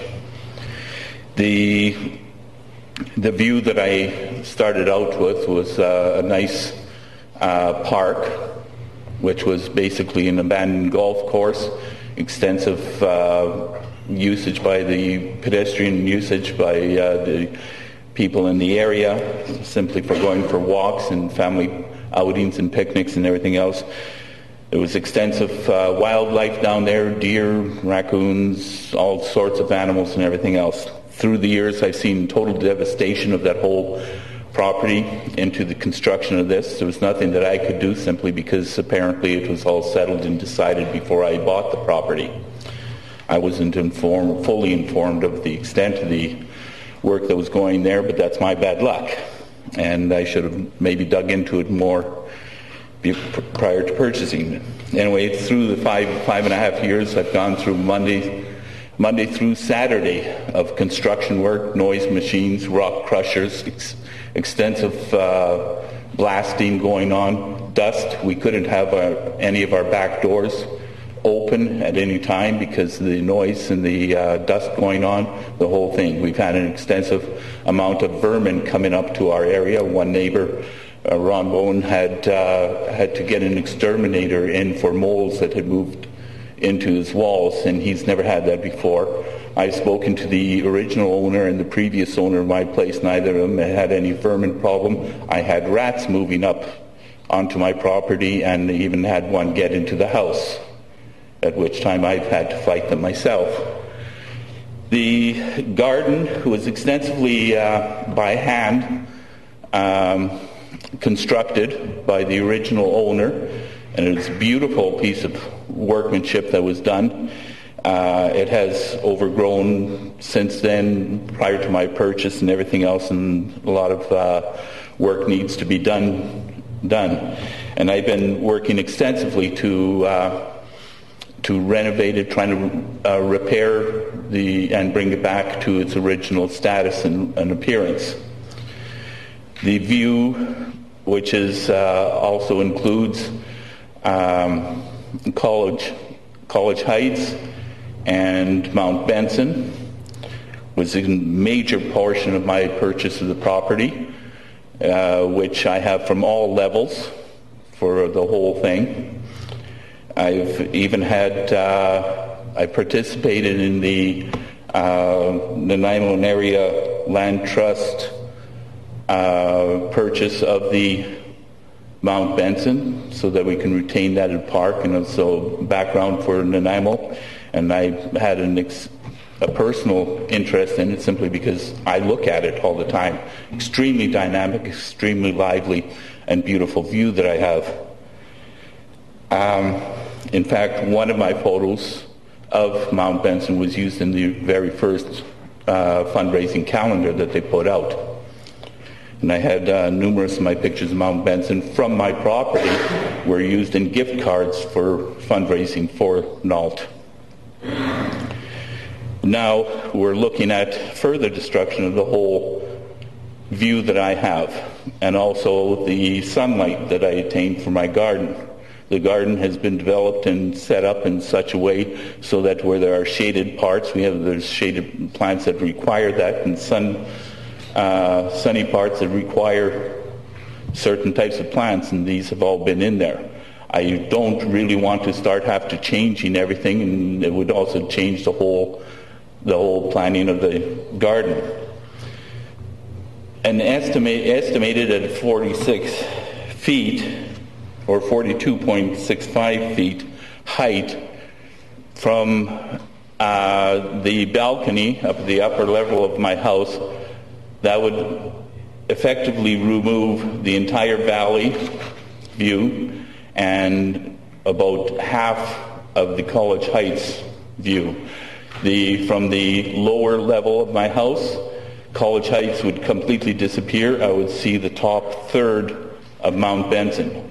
From the lower level, the garden level, my view of Mount Benson would disappear with that height of the house. The light coming during the spring and fall would decrease immensely. That comes onto the lower section of my garden. Now, my garden's not the only one that's going to be affected by this. As Doug has just stated, there's on both sides of me, they also have gardens and lots that are dramatically go down on the slope like that, and they've been traditional right from the original construction of Hawthorne Heights. Bill on one side of me has just an absolutely beautiful garden going down. It goes even lower on the slope than mine does. So his garden would be affected, and his view would be affected from the lower section of his house even more than mine would. And Ron on the other side of me, his whole lot goes down on the slope like that too. And I've been watching with concern a lot of the construction methods that have been going on here. Not only they've been lowering the tree levels, but increasing the height, and now they want to increase the heights of the houses. I watched as they dug down to the bedrock 4 feet around an absolutely huge tree, a protected tree, arbutus tree. And they dug down 4 feet from the trunk, effectively killing this tree. It was in perfect health prior to that, and once it's dead, then they can remove it. They're allowed to remove it because it's a dead tree. I've seen them remove other extensive huge trees that were left on the original plans, and but since those properties down right along the bank of ours are so small that they built them because they moved the road so close to the embankment and everything that they've removed some of those large trees in order to make the lots larger, width-wise and depth-wise.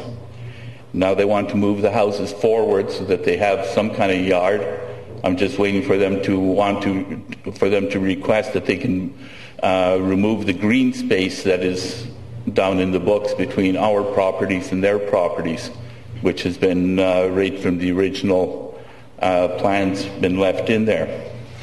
So needless to say, if you haven't figured it out, I am totally against the extent of the height of these buildings.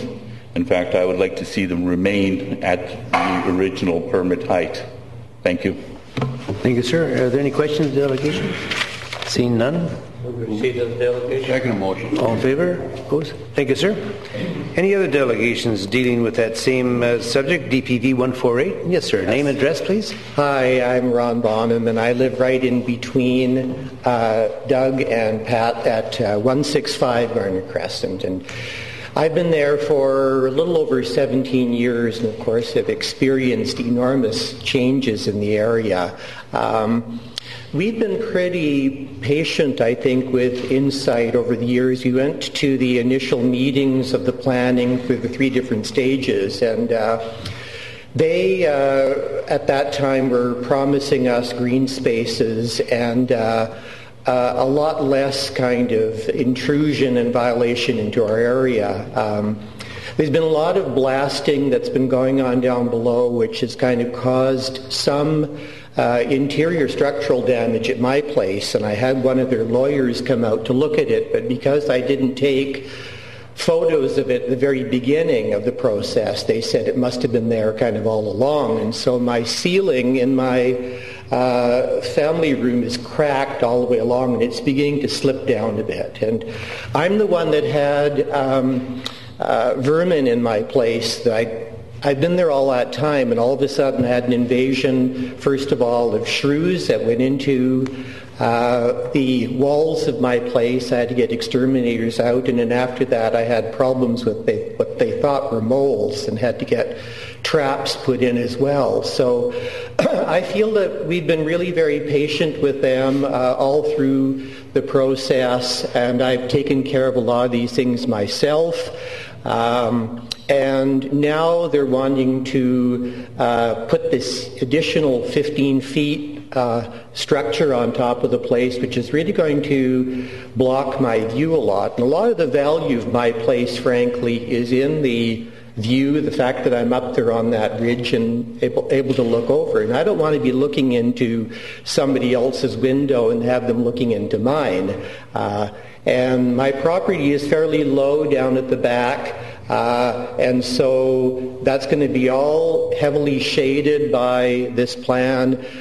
So to keep things short, I just want to see a fair kind of treatment and a sense of neighborly approach with this project, which has been an ongoing nuisance for, I must say, for a lot of us who like our area the way it is and the kind of quietness there, to suddenly have all of this kind of going on. And I realize that progress is important, but also some sense of kind of give and take is important as well. So that's kind of my position on it. I think fairness should be addressed, and I would like council to kind of take that into consideration. So thank you. Thank you, sir. Any questions to the delegation? Second motion. Move and second, all in favor? Opposed? Carried. Thank you, sir. Any further? Welcome, ma'am. My name is Verna Cameron. I reside at 671 Beaconsfield Road. We also own the property at 184 Wildlife, which is behind some of the development that's occurring. I don't know how it's going to impact us in that area. I have concerns, like the other residents, above the height, and I wish that there was the developer here to speak to that concern. I can't really envision it, but it just doesn't sound right to have that height of a structure. And the process, like the other gentleman addressed, this had to be thought about over a long process, not whereas it just came to us in the last week, and we had to contemplate it for a week. So I guess I would like to know in the process what the city administrators were thinking on that height variance, because in the agenda there it seems to be recommended as accepting it. Yeah. Okay, thank you. We'll receive delegation. Second motion. All in favor? Opposed? Carried. Any further delegations that... Mr. Harmon, we'll just get your name and address. Worship, my name is Bill Harmon. I live at 127 Garner Crescent. I've lived there for 32 years. I'm quite concerned because where my property is, I have two lots, a double lot, and it's not as steep where I am. But what worries me is when we first came and we heard what Insight was doing, and they've done a great job. I mean, Wakeside has been nice and clean, Jinglepot's been clean, they've done a great job in moving everything. It's been damn noisy all through it, and I remember it all because I was involved when the subdivision that I'm Realty put in years ago. And there's a picture of us walking around there saying they know all the property because they played golf all over it all those years. But getting down to the next section, I'm quite worried because if you look right now, they've been taking that conglomerate rock, which we all know runs all the way around through that area. And frankly, there's a mountain of dust there. And I don't know why this year we seem as though we've had an awful lot of wind. And I've had to cancel I did this year, my Rotary President's breakfast that I've sponsored for 20 years because of the dust. And I just had to hose my home down. I don't know what my water bill is, but the waterworks will probably be after me for that. But frankly, I'm worried about the next section.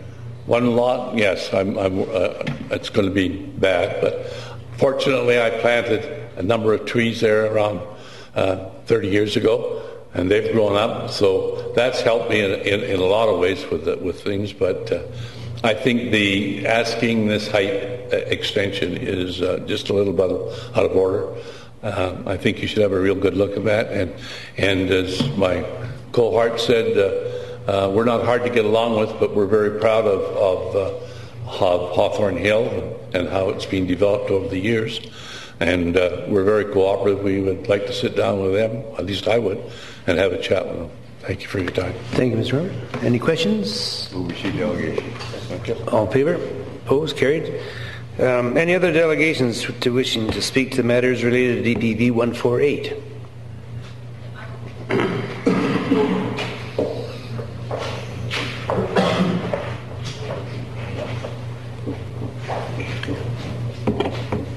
Hi, my name's Christine Granger. I live at 686 Sarum Rise Way. I just basically want to know why not everybody within Hawthorne Park got information on this development variance. We received nothing of it, and we heard it from the neighbors, and that's why we're here today. And the fact that we also don't want 42 feet buildings in the area. Okay.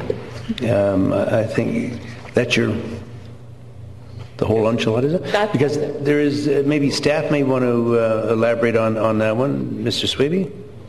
Yes, Your Worship, the procedures bylaw requires that the adjacent properties be notified, and the delegation is correct that it wouldn't extend to all the properties within the existing development, but only the ones that are immediately adjacent to it. Okay, and as a follow-up, what's the statutory notice period for those that are immediately adjacent? It's a 10-day notice period. Okay, thank you. Okay. Anyway, but I mean, you have some views you can share with us that I assume you're not supportive of it. We're not supportive, my husband and I, and we were also informed, and like I said, we don't actually have the information in front of us, that there was to be a suited building built above the garage of a house, separate to the house itself. And that poses concerns for us because of increased parking and where are they going to be parking. There's so many vehicles on the street already. You know, with the potential for more suites within the housing, it's just going to create more vehicles on the road. And there's a blockage on both sides of the road as it is right now. If you wanted to, say, bring a large vehicle through like a dump truck at like 4 o'clock when all parties are home, that would be a tight fit for that vehicle to get through there. So that's a concern for us as well. Okay. Thank you for your points. Appreciate that. Move receive delegation. Seconder, all in favor? Opposed? Carried. Any further delegations related to that matter at DPP 148?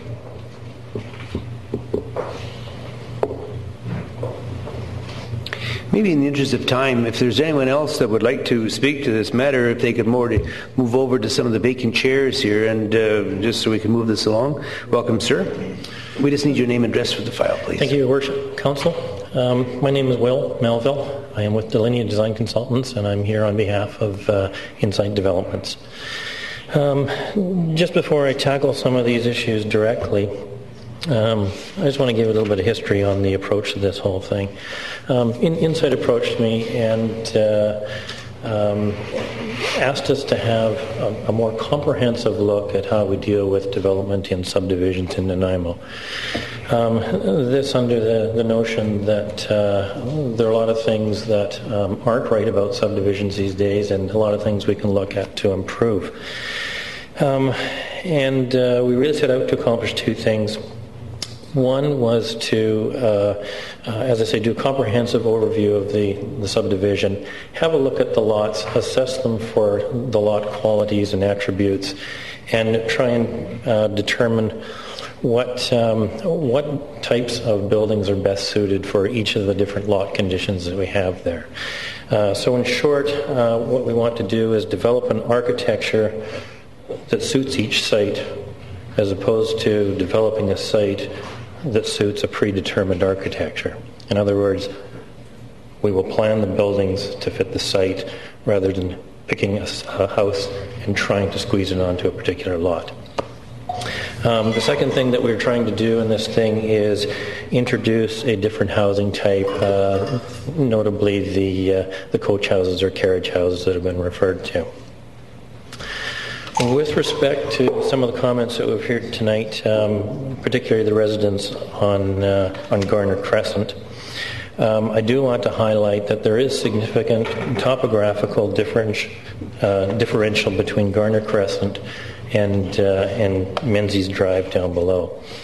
At the lowest end, or where the embankment is at its shortest, there's a 17-meter height differential between Garner Crescent and Menzies. At its highest, that reaches over 29 meters. Now, this information is extracted from topographical information that we have through our surveyors, but is also available on the City of Nanaimo's website and the relief maps. So this information is readily available. In part of trying to do better architecture on the lots, one of the things that we look at, particularly on properties with steeply sloped embankments, is to avoid the great lock block retaining walls. In fact, we'd like to see retaining walls gone altogether. So to that end, on these particular properties, we're proposing two things. We've of course heard concerns about the height on it, but the other thing that we're addressing here is setbacks relative to the street. What we're asking for is the ability to move these structures closer to the street so that it takes them out of that embankment. The second aspect as it relates to the height is these same houses can be built to the heights that we are proposing if we were to incorporate them into the bank. By moving these buildings forward and by changing the method with which we're calculating the height, and I think that's kind of key. We're not necessarily talking about building 42-foot high houses here, but we are talking about changing the method with which height is calculated. If you just sort of bear with me for sort of an oversimplified calculation. At the moment, a house can be, in this particular area, it can be 9 meters in height. That height is measured by averaging the natural grade at the four corners of the building. So hypothetically, if we had 6 meters of exposure on the high side of the house and 12 meters of exposure on the low side of the house, or the street face, we would average out at 9 meters. And this is how we really derived the 13-meter height calculation. We're proposing that we not calculate height based on average natural grade, but from a fixed point, being the curb fronting the street. So we've put a contingency in there of 1 meter for grades that rise from street up to face of the house, and then effectively 12 meters of facade there. And this isn't to say that we're constructing 42-foot high houses or 13-meter high houses on every lot, but we do want that sort of flexibility built into it because we recognize that there's some very difficult lots on which to build. Of course, by moving these houses closer to the street, we are, of course, increasing that buffer between the back of the house and the neighboring ones up on Garner Crescent. This also allows us to retain the vegetation buffer between the two. So I've heard concerns that people on Garner Crescent will be looking into rooms of houses in front of them, but a closer examination on the topographical plan will indicate that that's clearly not the case. I think worst case scenario, if we were to build to the maximum, 13 meters would put us roughly at their backyard level. And of course, as we get into 29 meters of grade differential down at the west end of the site, obviously no impact at all. There was a comment about density, I think relative to the proposed coach houses. Of course, this isn't an increase in density in the subdivision at all. Currently, secondary suites are permitted in all RS1 zones. The coach house is simply a different format for that type of housing. Just to talk a little bit about the coach houses. At the moment, under current zoning, we are permitted to build detached garages. We are permitted to build detached suites. We can attach garages to houses. We can have a suite within a house. What we can't do is have a secondary suite attached to a garage, and that's what we're proposing here. And there are just a couple of anomalies within the existing bylaws that preclude us from doing that. One is the height and one is the gross floor area. So the variances that we're requesting in this development variance package is giving us the tools and the mechanism to achieve that. I think that covers off most of my comments. I'm certainly available to answer any questions that Mayor and Council may have. Okay, first question is Councillor Beswick.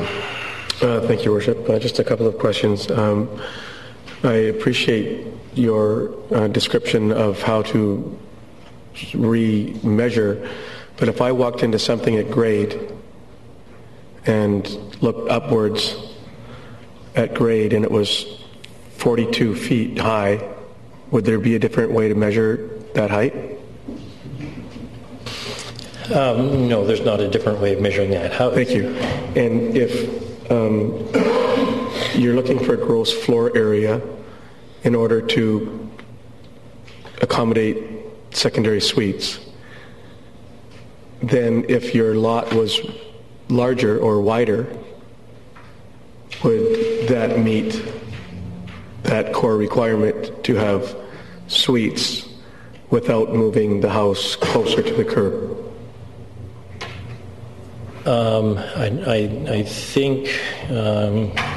I think maybe you're confusing two of the variances. We're not asking for houses to be moved closer to the street in order to accommodate coach houses. The lots to which we've applied the front yard variance are those ones that are backing into the embankment to enable us to stay out of the embankment, but those aren't the ones that we're looking to build some coach houses on. And with respect to, and this may be a question for staff, with respect to this DVP, is it permissible to have a secondary suite in the home and a carriage house detached, or one or the other? Your Worship, it's one or the other. Okay. Thank you. And I had one other thought and question. Have you communicated directly with the people that are impacted or have suggested impact on lots 18, 19, 20, and 21? I haven't personally, but I believe that Insight Developments has spoken with several residences on the street. And would you think that there's a compromise opportunity? I'd probably prefer to defer that the answer to that question to my client and the applicant. Thank you. Councillor Johnston. Thank you, Your Worship. How deep is the vegetation buffer? What's the length? When you're referring to the length, you're referring from the back of the house, to neighboring property? Mm-hmm. That's a good question, and I'm not sure I've got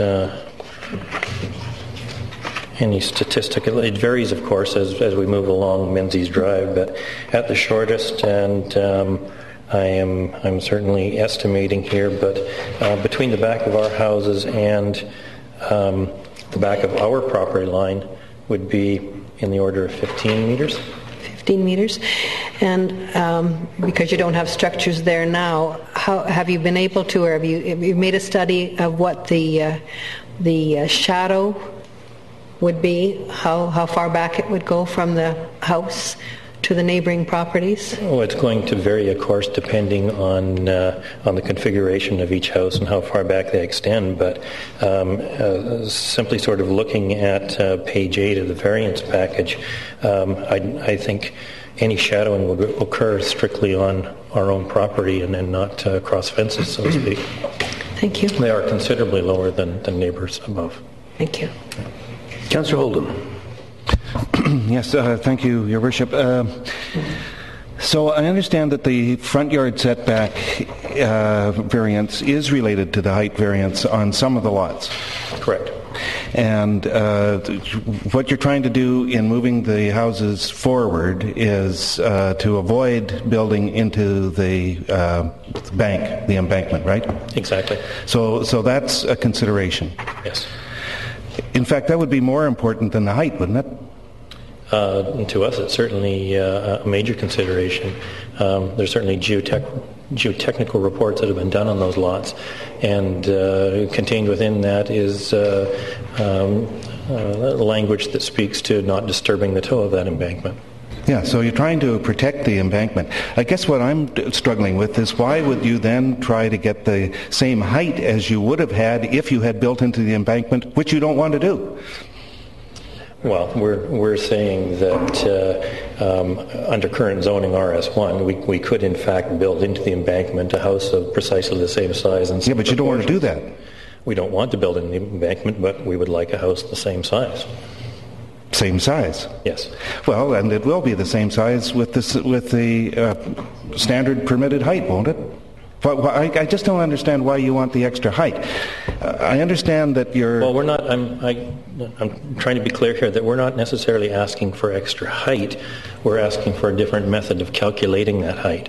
Rather than averaging over the four corners of the building, we're measuring that from curb. Well, you answered Councillor Bestwick by saying there's no other way to measure it except that it's 42 feet high. So I'm just... And that's correct, but I'm also saying if you were to build into an embankment, and I tried to clarify that with the example that I gave you, that you could have 12 meters of facade showing, a 6-meter exposure on the back side. I understand. You would comply with an RS1 zoning. We would still have 42 feet exposed on the face of it. That's theoretically correct, but that's why I wanted to ask if you were trying to avoid building into the bank. And yes, we are. You are. Yes. I get the other question is a little more general, and I understand what you've been trying to do. And actually, I admire that development as a subdivision. That's one of the hallmark subdivisions in Nanaimo. But and part of it is that you have been quite sensitive to the site of each of the dwellings. What I have to ask is, are you also sensitive to the impact on the neighborhood now that to the adjacent neighborhood now that you're moving up against it? Oh, absolutely. I think that's part of our, this is kind of a two-way street. I mean, we want to be sensitive to the neighbors.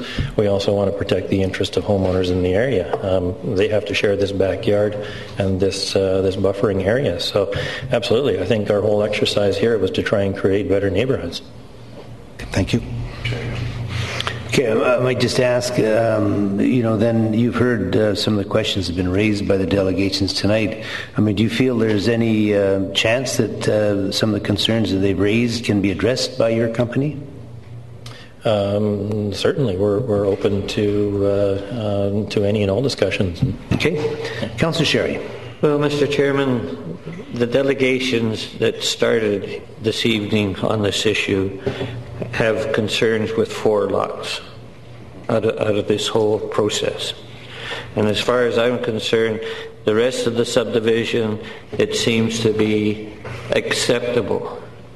Okay, I can support the variance for those lots, but without the development company going back to those residents, and you've heard them here this evening, loud and strong, dealing with the height, and they identified that they're more than willing to sit down and have a discussion with you to resolve this issue and to get a better understanding of what's being processed.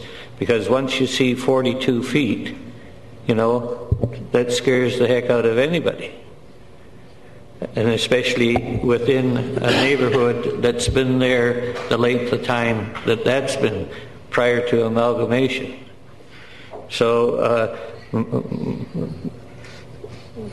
I guess my request is going to be, after receiving the delegation to staff, if we can pull those 4 lots out of this application and ask the developer to go back and have a coffee table discussion with the neighbors in there so that they can come to a better result. Do you have any concerns with that? No concerns. Thank you. Maybe from the staff standpoint? Your Worship, certainly Council can remove any of the lots that are subject to the variance and proceed with approving the other ones. I'd just like to point out that one of the delegations tonight actually spoke about Lot 42 within the existing Phase 2 of the development, and that's probably one that Council may want to pull out. Staff would also suggest that Council consider referring the whole thing back, and we deal with the developer with the neighborhood to be sure we don't miss any. But the option to remove those 5 lots is certainly there. Thank you. Well, we have 4 more speakers, but if you'd like to make a motion to refer back. And we have no more speakers if we do that. That's what I'm saying. So it's moved and seconded that I really think that some members of the council have wished to ask the development companies some pertinent questions as it relates to this thing, and out of just general courtesy, I think we should allow that. And I don't disagree. And then if whoever wants to move it could put their name back on the list. And sorry. Make a motion. still ask the question. Well, certainly you can, but let's ask the questions and then we'll do the motion. So, Councillor Patchy. Thank you, Worship.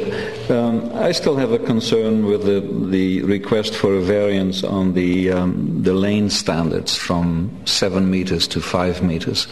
And I'd like to hear from you if you would foresee any safety problems. The reason I'm asking that is that we allowed secondary suites in detached buildings on the condition that there would be strict and safe access for fire equipment, ambulance, and so on. 5 meters is not a heck of a lot. I would just respond by saying that we've had this discussion. I haven't been a part of them, but this discussion has taken place between civil engineers, city planning staff, and city engineering, and I don't believe they have any concerns with respect to safety with that width. Your Worship, I may have a follow-up to staff. Would this be the first time since we've authorized secondary suites in detached buildings that there's been a variance for the lane width? And would this set a precedent if it's the first one? Your Worship, this is the first time we've been asked to vary it, but I would point out that in terms of Insight's proposal, this is an out-of-the-box type of innovative proposal that they're putting forward. We have reviewed. It's not a lane that they're actually accessing off of. It's going to be a statutory right-of-way type of document, and we've reviewed it in terms of the safety for fighting fires, and we're satisfied that it meets all those objectives. So it is an out-of-the-box. It's not a typical way of looking at it, so it won't set a precedent in terms of all applications. Thank you. Councillor Unger. Thank you, Your Worship. We've had quite the push for greater density in the areas of the city. The concept of the coach houses and smaller lots, more people on less land over a period of years. And the idea to me at the time was that a coach house would be considered a granny suite or an in-law suite with 500 or 753.5 square feet. But what is proposed here now is 1,291.6 square feet. I remember the first full-size 3-bedroom bungalow we bought was that size. So we're talking about having basically 2 full residences on one reduced-size lot. And that's starting to really, I mean, when you're talking about density, that's hammering it really hard. To clarify, if I may, the 1,200 square feet is not devoted entirely to the secondary suite. Half of that, or roughly half of that, is devoted to the 2-car garage. The other half is devoted to the suite. So we're really talking about a suite that's no bigger than about 600 square feet, and there's a residual little bit that we devote to the stairwell that gives you access to it. Thank you for that clarification.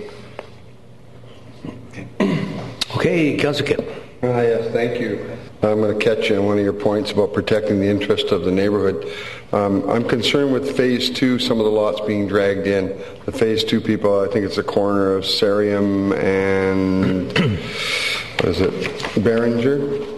There's a lot way off into Phase 2, and I wonder how, by changing the development on that lot, I understand the fact that it's a mix of housing, which I appreciate, and the different types of housing within it. So why is that brought in? Any idea? There are 2 lots, as you mentioned, that aren't in the Phase 3. Both of those have been introduced into this variance package for the sole purpose of creating a coach house. Just a mix of housing on those lots? Mix of housing, yeah. I'm not concerned that protects the neighbors that bought into that subdivision, their rights on that one. The second one, our lot type 4, the multi-unit one, what would be the height on that? I haven't seen anything of that for future design. You know, that's the big multi-unit at the edge of the wetland, across from some of the steep lots. Yeah, the lot type 4 is not a part of the variance package. No, but I'm asking. It is identified for future uses. The design and the zoning hasn't been resolved at this stage. Okay, perfect. I think that's it. Thank you very much. Councillor Oldham. I move we receive the delegation. Second. Okay, all in favor? Opposed? Carried. And now, if there's no other questions, if Councillor Bestwick would like to move. The reason, Councillor Bestwick, just and for the benefit of those things, I think it's important that we hear the speakers because they all had questions that they wanted answered, and that might form the part of what staff looks at on the return. So we're going to now make the motion? When you hear all the delegations, you will. Are you talking on the same subject? Yeah. Have you given your name and address yet? Fred Taylor, 204 Emery Way. Okay, go ahead. The last speaker on behalf of the developer was telling you the difference between Gardner Crescent and the street below, the elevation and how these houses fit into that. But the established houses on Gardner Crescent are halfway down that hill to start with. So taking the elevation of a road above the houses that are currently there is sort of misleading to you, because if you take the basement level or patio level where these people got their nice gardens and everything around Gardner, could be halfway down that hill. So therefore anything building up from the top end, from the bottom end, may interfere. So this whole issue of the whole thing, in my opinion, of being a resident in the Hawthorne Heights area, is referred back to staff and the developer and the neighborhood. That's what we're in the process of doing before you step up the microphone. We'll do that, though. I think that needs to be done. It's a valid point. Second. Moved and seconded. All in favor? Opposed? Carried. Councillor Bestwick, would you like to have another go at it, please? Thank you, Worship. I just like to make a motion to refer this matter back to staff for further review with the proponent and the neighbors. Second motion. Moved and seconded. All in favor? Opposed? Carried. Thank you. Okay, we're now into unsafe structure, 2474 Kenworth Road. It's requested that Councillor, anyone wishing to speak with respect to the unsafe structure at 2474 Kenworth Road. Is there anyone here in attendance that would like to speak to that property? Are we doing this 3 times or just once? Moved and seconded. All in favor? Opposed? Carried. That the recommendation obviously as laid out there will be followed. Unsightly premises 633 Hamilton Road. It's requested that council hear anyone wishing to speak with respect to unsightly premises at 633 Hamilton Road. Is there anyone here in attendance to speak to that matter? Move the prepared resolution. Moved and seconded. All in favor? Opposed? Carried. Unresolved building deficiencies. Notice on title, Section 5.7 is requested that council or anyone wishing to speak with respect to unresolved building deficiencies or illegal suites for the properties listed below. And that's 4824 Nay Drive. Illegal construction alterations to include an additional secondary suite. Anyone here dealing with 4824 Nay Drive? 4105 Ross Road, illegal construction, finished basement to include a secondary suite. Anyone here from 4105 Ross Road? 224 Emery Way. Gosh, that sounds familiar, doesn't it? 224 Emery Way, illegal construction, finished basement to include a secondary suite. Anyone here from 224 Emery Way? 567 Bradley Street, illegal construction, conversion of an accessory building to accessory dwelling and a finished basement to incorporate a secondary suite. Anyone here from 567 Bradley Street that wishes to speak to this matter? Okay, hearing none, if someone would like to... Move the prepared resolutions. Is there a seconder? Moved and seconded. All in favor? Opposed? Carried. Sorry, go ahead. Just a question, Mr. Chairman. This is just to put notice on title? Yes. Okay. Now, are we doing any removals of these? Your Worship, not at this time. This is a recommendation only for notice on title. Okay, because, you know, we've had this discussion before. We know that there's a restricted building scheme within that subdivision. Okay? And I believe that the city is part and parcel of that building scheme. Okay? Because when we have a subdivision, like we were talking earlier, when they submit their plans and everything like that, we approve them. Okay.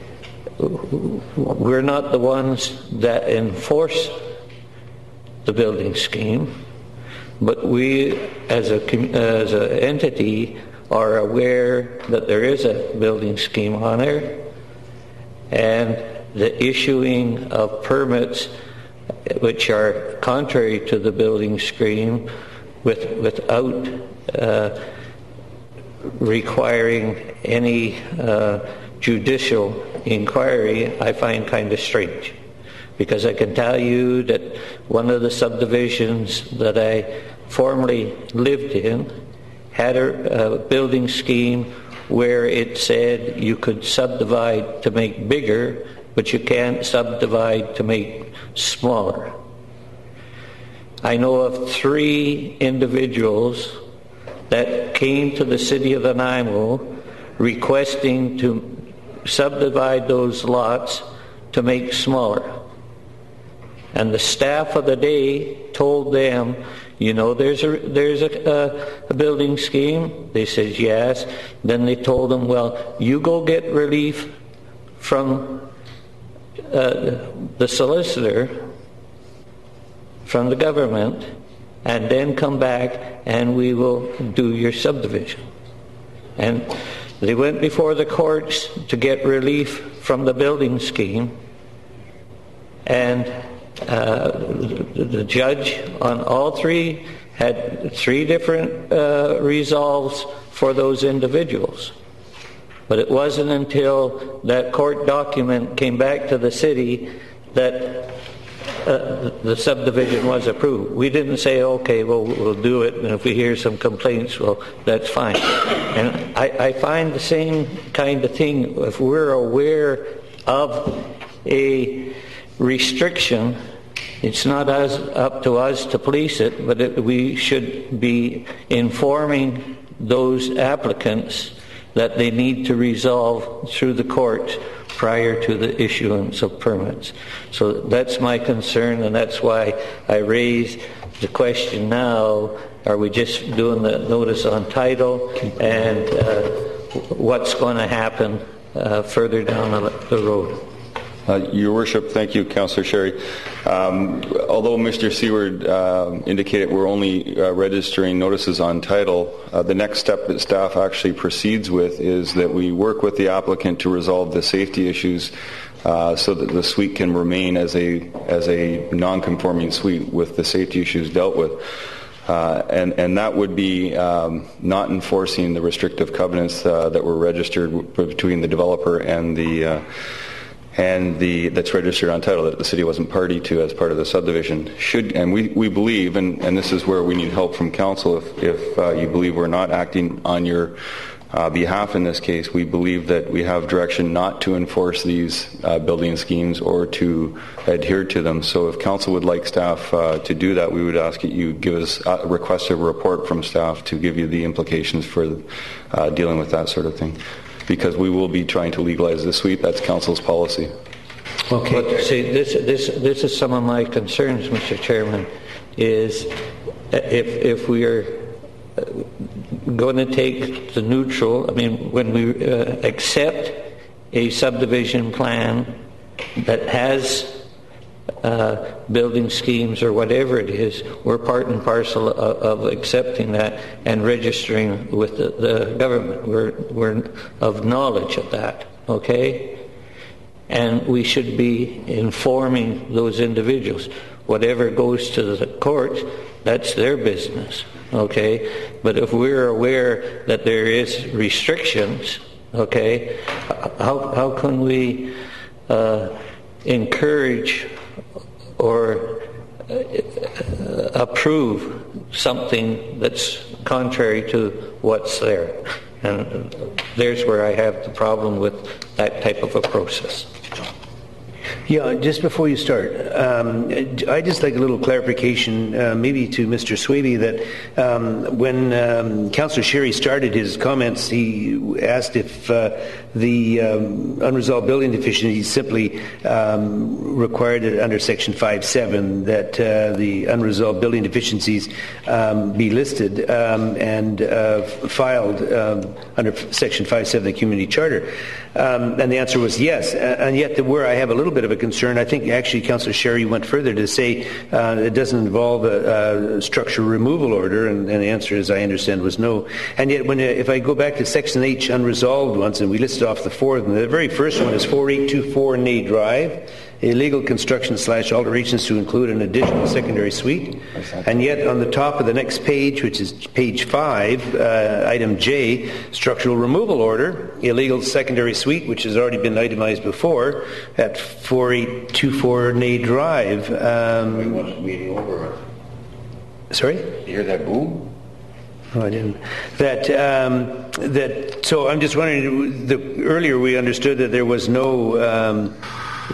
we weren't doing with the structural removal order, but now I see structural removal orders on the very same property, 4824 Nay Drive. Is there some clarification? Yes, Your Worship. There is clarification for that. Is that the Nay Drive property has a house with a secondary suite, and then the owners have added a third suite. Oh. So it's strictly in violation of the zoning bylaw, and therefore we're going for immediate removal on the same meeting. What we would do on these ones we brought before you for Section 57, if they're not resolved in the coming weeks, then it would come back to you for a removal order similar to the Nay Drive order. Okay, thank you. Okay, we have Councillor Holdham.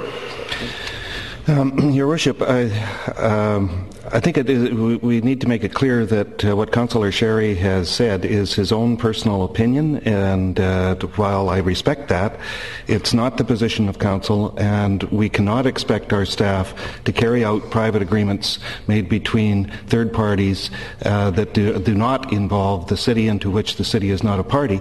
And I'm just thinking of the slippery slope we would be on if we did get involved in that. Pretty soon we would be getting involved in strata titles and in tenancy agreements and a whole range of other areas of law which we have no jurisdiction over.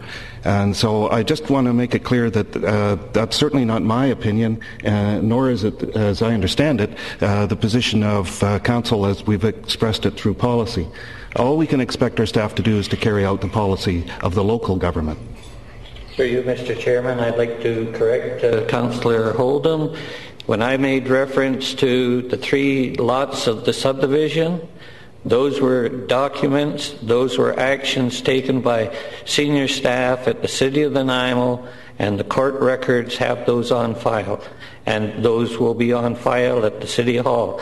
Those aren't my observations, those are actual facts that happen with those particular deals, and that's the ones that I'm making reference to. That's the part of the covenant or the building scheme that was in that subdivision. Okay, so it doesn't matter if it was today or yesterday. I'm just telling you what the courts dealt with, what the senior staff at City Hall dealt with when they were approached to have those properties subdivided. Okay? So it's not what I'm thinking. This is what the courts have declared, and this is what staff have had to deal with in the past. Okay, let's go on with the unresolved building deficiencies. It's moved and seconded. All in favor? Opposed? Carried. We're going into structural removal order, illegal suite, 643 Lambert Avenue. It's requested that Council hear anyone wishing to speak with respect to an illegal suite at 643 Lambert Avenue. Anyone in attendance for 643 Lambert Avenue? Move it.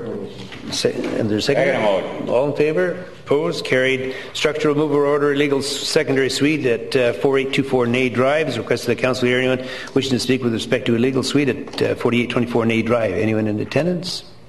Move the staff recommendation. Second. Moved and second. All in favor?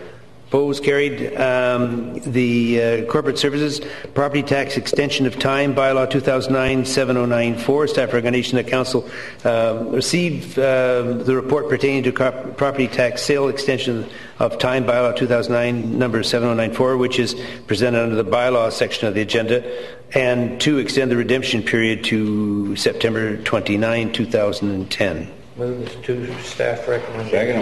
All in favor? Opposed? Carried. The information items? Move receipt. Okay. All in favor? Opposed? Carried. Reconsideration of bylaws. Sorry? Stick the old button down. Good. Councillor Sherry. Well, Mr. Chairman,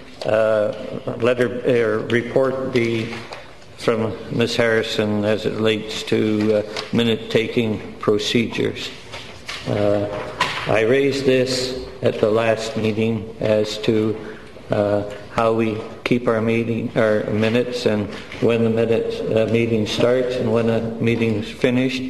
And the explanation is that we only put in the minutes anything that's been moved and seconded and been adopted. So if there's any discussion similar to what we've been doing this evening as it relates to delegations, addressing items like the subdivision and that, are those members of the general public that approached and spoke to council, are those being recorded into the minutes? We do include some anecdotal information for the delegations that appear before council. Just a brief statement on what they spoke about. No, I'm not interested in a verbatim type of thing. What I was raised when I brought this thing forward was that the name of the individual would be put into the records as being a question period or whatever. I didn't expect that there was going to be verbatim deal, but there would be acknowledgement within the minutes that the individual had spoken at that particular meeting. Our current practice is that we don't record the names for people in question period. Okay, so if I want to be a silly beggar, then if somebody comes up this evening and asks a question, I could move that they be allowed to address council and ask their question, and if I get a seconder, then they are allowed to do it? If you created a motion, then we would record it in the minutes. Okay, because the whole thing started when we get this high technology, and you can go home and a couple of days later pick out pieces of the meeting and see that, and then you take a copy of the minutes that we received of what happened at that deal, and there's no mention of it. And I just don't want to see us, I posed a question as to, related to outstanding legal cases that we have within the community. And before I even had a chance or even thought about making a motion for requesting a report, a member of staff had identified that they would get back to council with a report. Okay, now that's on the recording of that particular meeting. There's no mention within the minutes of that meeting because I didn't move and it wasn't seconded and it wasn't voted on that report. But we did, and I appreciate that the staff did, send a report through email as it relates to the item. Okay?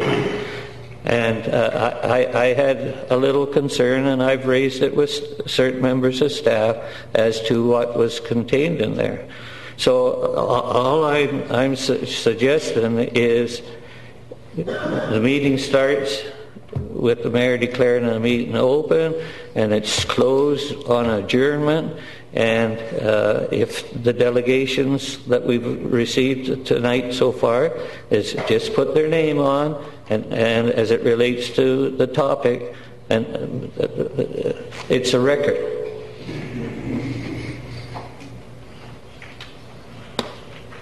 Your Worship, Councillor Sherry brought that up with me and raised some good points that we're taking under advisement at a staff level, particularly the issue of an issue like this development variance permit, where there are speakers and they're not recorded. We see that as somewhat different than the question period. So we'll have some discussions internally and try and respond. Okay, thank you, Ms. Kenny. Now we'll move into reconsider I just have a question. Oh, sorry. That Councillor Besic, and then we have Councillor Unger, actually. Councillor Beswick, go ahead. Thank you, Richard. Just a question to staff. Do we record verbatim minutes, verbatim text of the meetings if we wish to go back in time? From time to time, we'll create an excerpt from the minutes if it's required, but normally we don't do verbatim minutes at all. Thank you. Councillor Unger. I was going to do the reconsideration of bylaws. Okay. You know something? Why don't we have you do the reconsideration of bylaws now that this will be Acting Mayor, Councillor Unger. Thank you, Worship. I move that zoning bylaw amendment bylaw 2008, number 4000.439, to rezone the subject property located at 2113 Boxwood Road from single-family residential zone to public institution zone in order to expand the adjacent Edgewood facility be adopted. Second motion. It's moved and seconded. All in favor? Opposed? Carried. I move that zoning bylaw amendment bylaw 2009 number 4000.452 to rezone the subject property at 176 Wakasaya Avenue from single-family residential zone to single-family residential zone small lot zone RS6 in order to facilitate a 3-lot subdivision be adopted. Moved and seconded. No discussion. All in favor? Opposed? Carried. I move that zoning bylaw amendment bylaw 2009 number 4000.456 RA 219 to permit a site-specific text amendment to permit liquor store as permitted use in the community shopping center commercial zone C7 at the subject property known as University Village located at 530 5th Street be adopted. Moved and seconded. Any discussion? All in favor? Opposed? I see Councillors Patchy, Councillor Beswick, Councillor Sherry, and Councillor Kipp opposed. The balance of council in favor. The motion passes. Move that zoning bylaw amendment bylaw 2009 number 4000.462 to permit a site-specific text amendment to the light industrial zone in order to permit the use of boat and marine equipment sales, service, and rentals at the properties located at 1910 and 1920 East Wellington Road be given third reading. Moved and seconded. No discussion. All in favor? Opposed? Carried. I move that zoning bylaw amendment bylaw 2009 number 4000.463 to rezone the subject property at 1024 Thunderbird Drive from single-family residential zone to residential duplex zone in order to facilitate the construction of a duplex be given third reading. Second motion. All in favor? Sorry, Councillor Sherry. To you, Mr. Chairman, this was the hot topic at the last public hearing, and the residents in that particular area identified there was major traffic problems and parking problems within the area, and they're having enough problems as it is with that area, especially with the overflow parking as it relates from the facilities in close proximity, and on behalf of those residents that come out and express their immediate concern as it relates to they weren't coming from across town, it was from that immediate area. I cannot support this application as it relates to this issue. Thank you. Councillor Patchy. Thank you, Worship. I concur with Councillor Sherry's observations as far as parking are concerned. On top of that, I was not very satisfied with the effort or the lack of effort that was done by the applicant with regards to contacting neighbours of the proposed development. So I shall not be supporting this one. Thank you, Councillor Holden. Thank you, Mr. Chairman. In fact, this application does not appear to satisfy any of the official community plan objectives. The same could be, in terms of density, the same could be achieved with a single-family residence and a legal secondary suite. And the matter of different forms, I think, is largely a design issue rather than whether a house is a duplex or a single family with a secondary suite. So I see no reason, frankly, to support the application. I can't either. Councillor Johnstone. Thank you, Your Worship. Question to staff on this proposal. Is there any opportunity to delay this amendment by law until the traffic study is complete? Because I also have concerns about the number of delegations that we're very concerned about traffic flow in that area. Your Worship, certainly Council can make a motion to withhold the application until a traffic study is done. That would require a second public hearing to occur, and we'd bring that back to Council with a report. Councillor Beswick. Your Worship, I think pretty much everything that I wish to say about this application. I'm not in a position to support it based on the residents' concerns and the pedestrian and traffic safety that exists on that particular corner in that area. So I won't be supporting this third reading. Thank you. And for my part, I also will not be able to support it. And I don't know that we do need a traffic study to determine whether or not it's viable. We've had so many people appear before us and indicate that they were very unhappy with the parking as it is now, let alone as it may well be in the future. So that said, we'll call a question on the motion. All in favor? Oh, sorry. Got a twitch? Erase. Okay, we'll try it again. All in favor of the motion? Opposed? It's unanimously opposed. Councillor? I move that property tax exemption bylaw number 2009 number 7093 to exempt certain lands and buildings from taxation be adopted. Second motion. Moved and seconded. All in favor? Opposed? Carried. Pursuant to Section 403 of the Local Government Act 1996 RSBC Chapter 323, the property described below was sold for unpaid property taxes at the property tax sale held on September 29th, 2008, and the City of Nanaimo was declared the purchaser.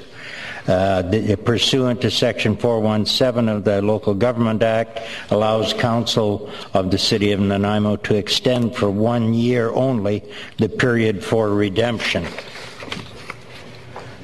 I move that property tax sale extension of time bylaw 2009 number 7094 to extend the period of redemption for the owner of the property formerly known as Lot 27 Section 9 Wellington District Plan 19085 at 288 Castle Way past first reading. First reading. Seconder? Second motion. All in favor? Motion carried. I move that the property tax sale extension of time bylaw pass second reading. Second motion. Moved and seconded. All in favor? Opposed?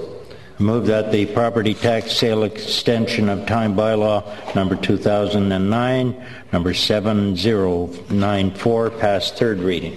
Second motion. Moved and seconded. All in favor? Opposed? Carried. Back to you. Councillor Sherry. Just a question, Mr. Chairman. Procedure-wise, okay? On bylaw 4000.463, it was defeated. I know in the past we have made a motion to abandon the bylaw to complete it. Do we still do that? Or under the new community charter or whatever we want to call it? Your Worship, it is a good idea. Councillor Sherry is right to pass a motion to abandon it. Okay, and you're going to so move? Well, as far as I move that the zoning bylaw amendment bylaw 2009 number 4000.463 be abandoned. Second. Moved and seconded. All in favor? Opposed? Carried. Thank you. Thanks for the clarification. We now move into correspondence. And I think most of us are aware of the letter that was received from Mr. Kashid, Solicitor General from the province of British Columbia, regarding increasing user fees for what is called Prime. And attached in your kit, I believe, should be a copy of the letter that I sent back to the Minister protesting this cost. I think it effectively doubles our cost. It goes from about $500 to $1,000 a year per member, and the membership of the RCMP at this point is about 125, so we're talking about a substantial increase. Move receipt of the correspondence. Seconder, moved and second, all in favor? Carried. And we've really done all of it, so we'd like to have a motion to adjourn. Sorry? Oh, sorry. I just thought I could slip it in, but... Your Worship, there's an item called Notice of Motion, and I'd like to make a motion under that. Okay. I'd like to move that the item referred to as Delegations pertaining to items not on the council agenda be referred in future to the Council Committee of the Whole, which meets on alternate Mondays. And okay. I'll bring that up next meeting. Okay, it's moved and seconded? No, you don't need a second motion. And that's it? Okay. And no other, we're just moving to delegations now that...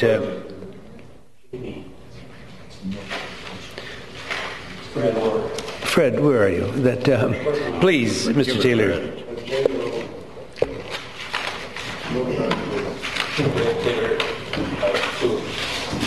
Fred Taylor, 204 Emery Way. When are we going to turn the heat on in this building? It's awful cold sitting back here. I'd say everybody leaves. Like it's cold, cold breeze coming down on us all the time. Yeah, that's right. It was a cost-saving maneuver, actually. And to be quite honest with you, it's quite warm where we are. I'm sorry, but maybe we just were in the hot seat. I'm not sure. But anyway. The audience and get us warm. Oh, please. Anyways, 125 Comox Road. It seems you're using the parking lot of a pub for apartment, and I was wondering where the parking for the pub is going to be. I don't know if that's accurate. I think the site for the condominium/office building behind what's known as the pub there is actually not entirely on the parking lot. I think it actually extends beyond it, does it? Your Worship, there is no requirement for commercial parking in the downtown, so patrons would find parking off-site. So we're using the parking lot for the pub now to build on? People do carpool. Well, yeah, and of course there's also Maffeo Sutton Park across the street, which has adequate lighting and parking facilities. Yeah, we've been talking about parking, putting it out on the street and everything all the time. You had a situation on Labio and Pheasant Drive. If I go to Victoria Road and 7th Street, if I go to 3rd and Wakeside, I see in some of these places a nice galvanized railing that could go along the inner side of that sidewalk to keep people away from that ditch and water. And why could the sidewalk not be raised a couple of inches to keep the water away from it, off of it? Because you go to 7th and Victoria Road, there's a nice railing just like you put on houses and all galvanized. It looked nice along in there opposite that post. Okay, that's an interesting suggestion.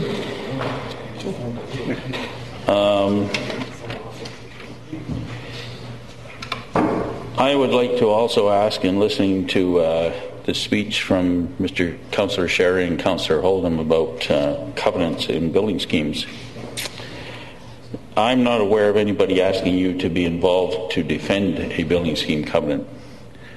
I myself have even asked that you recognize it in a way that you don't issue a permit, because those building schemes covenants are created under provincial law, and you're actually giving a permit out to violate provincial law.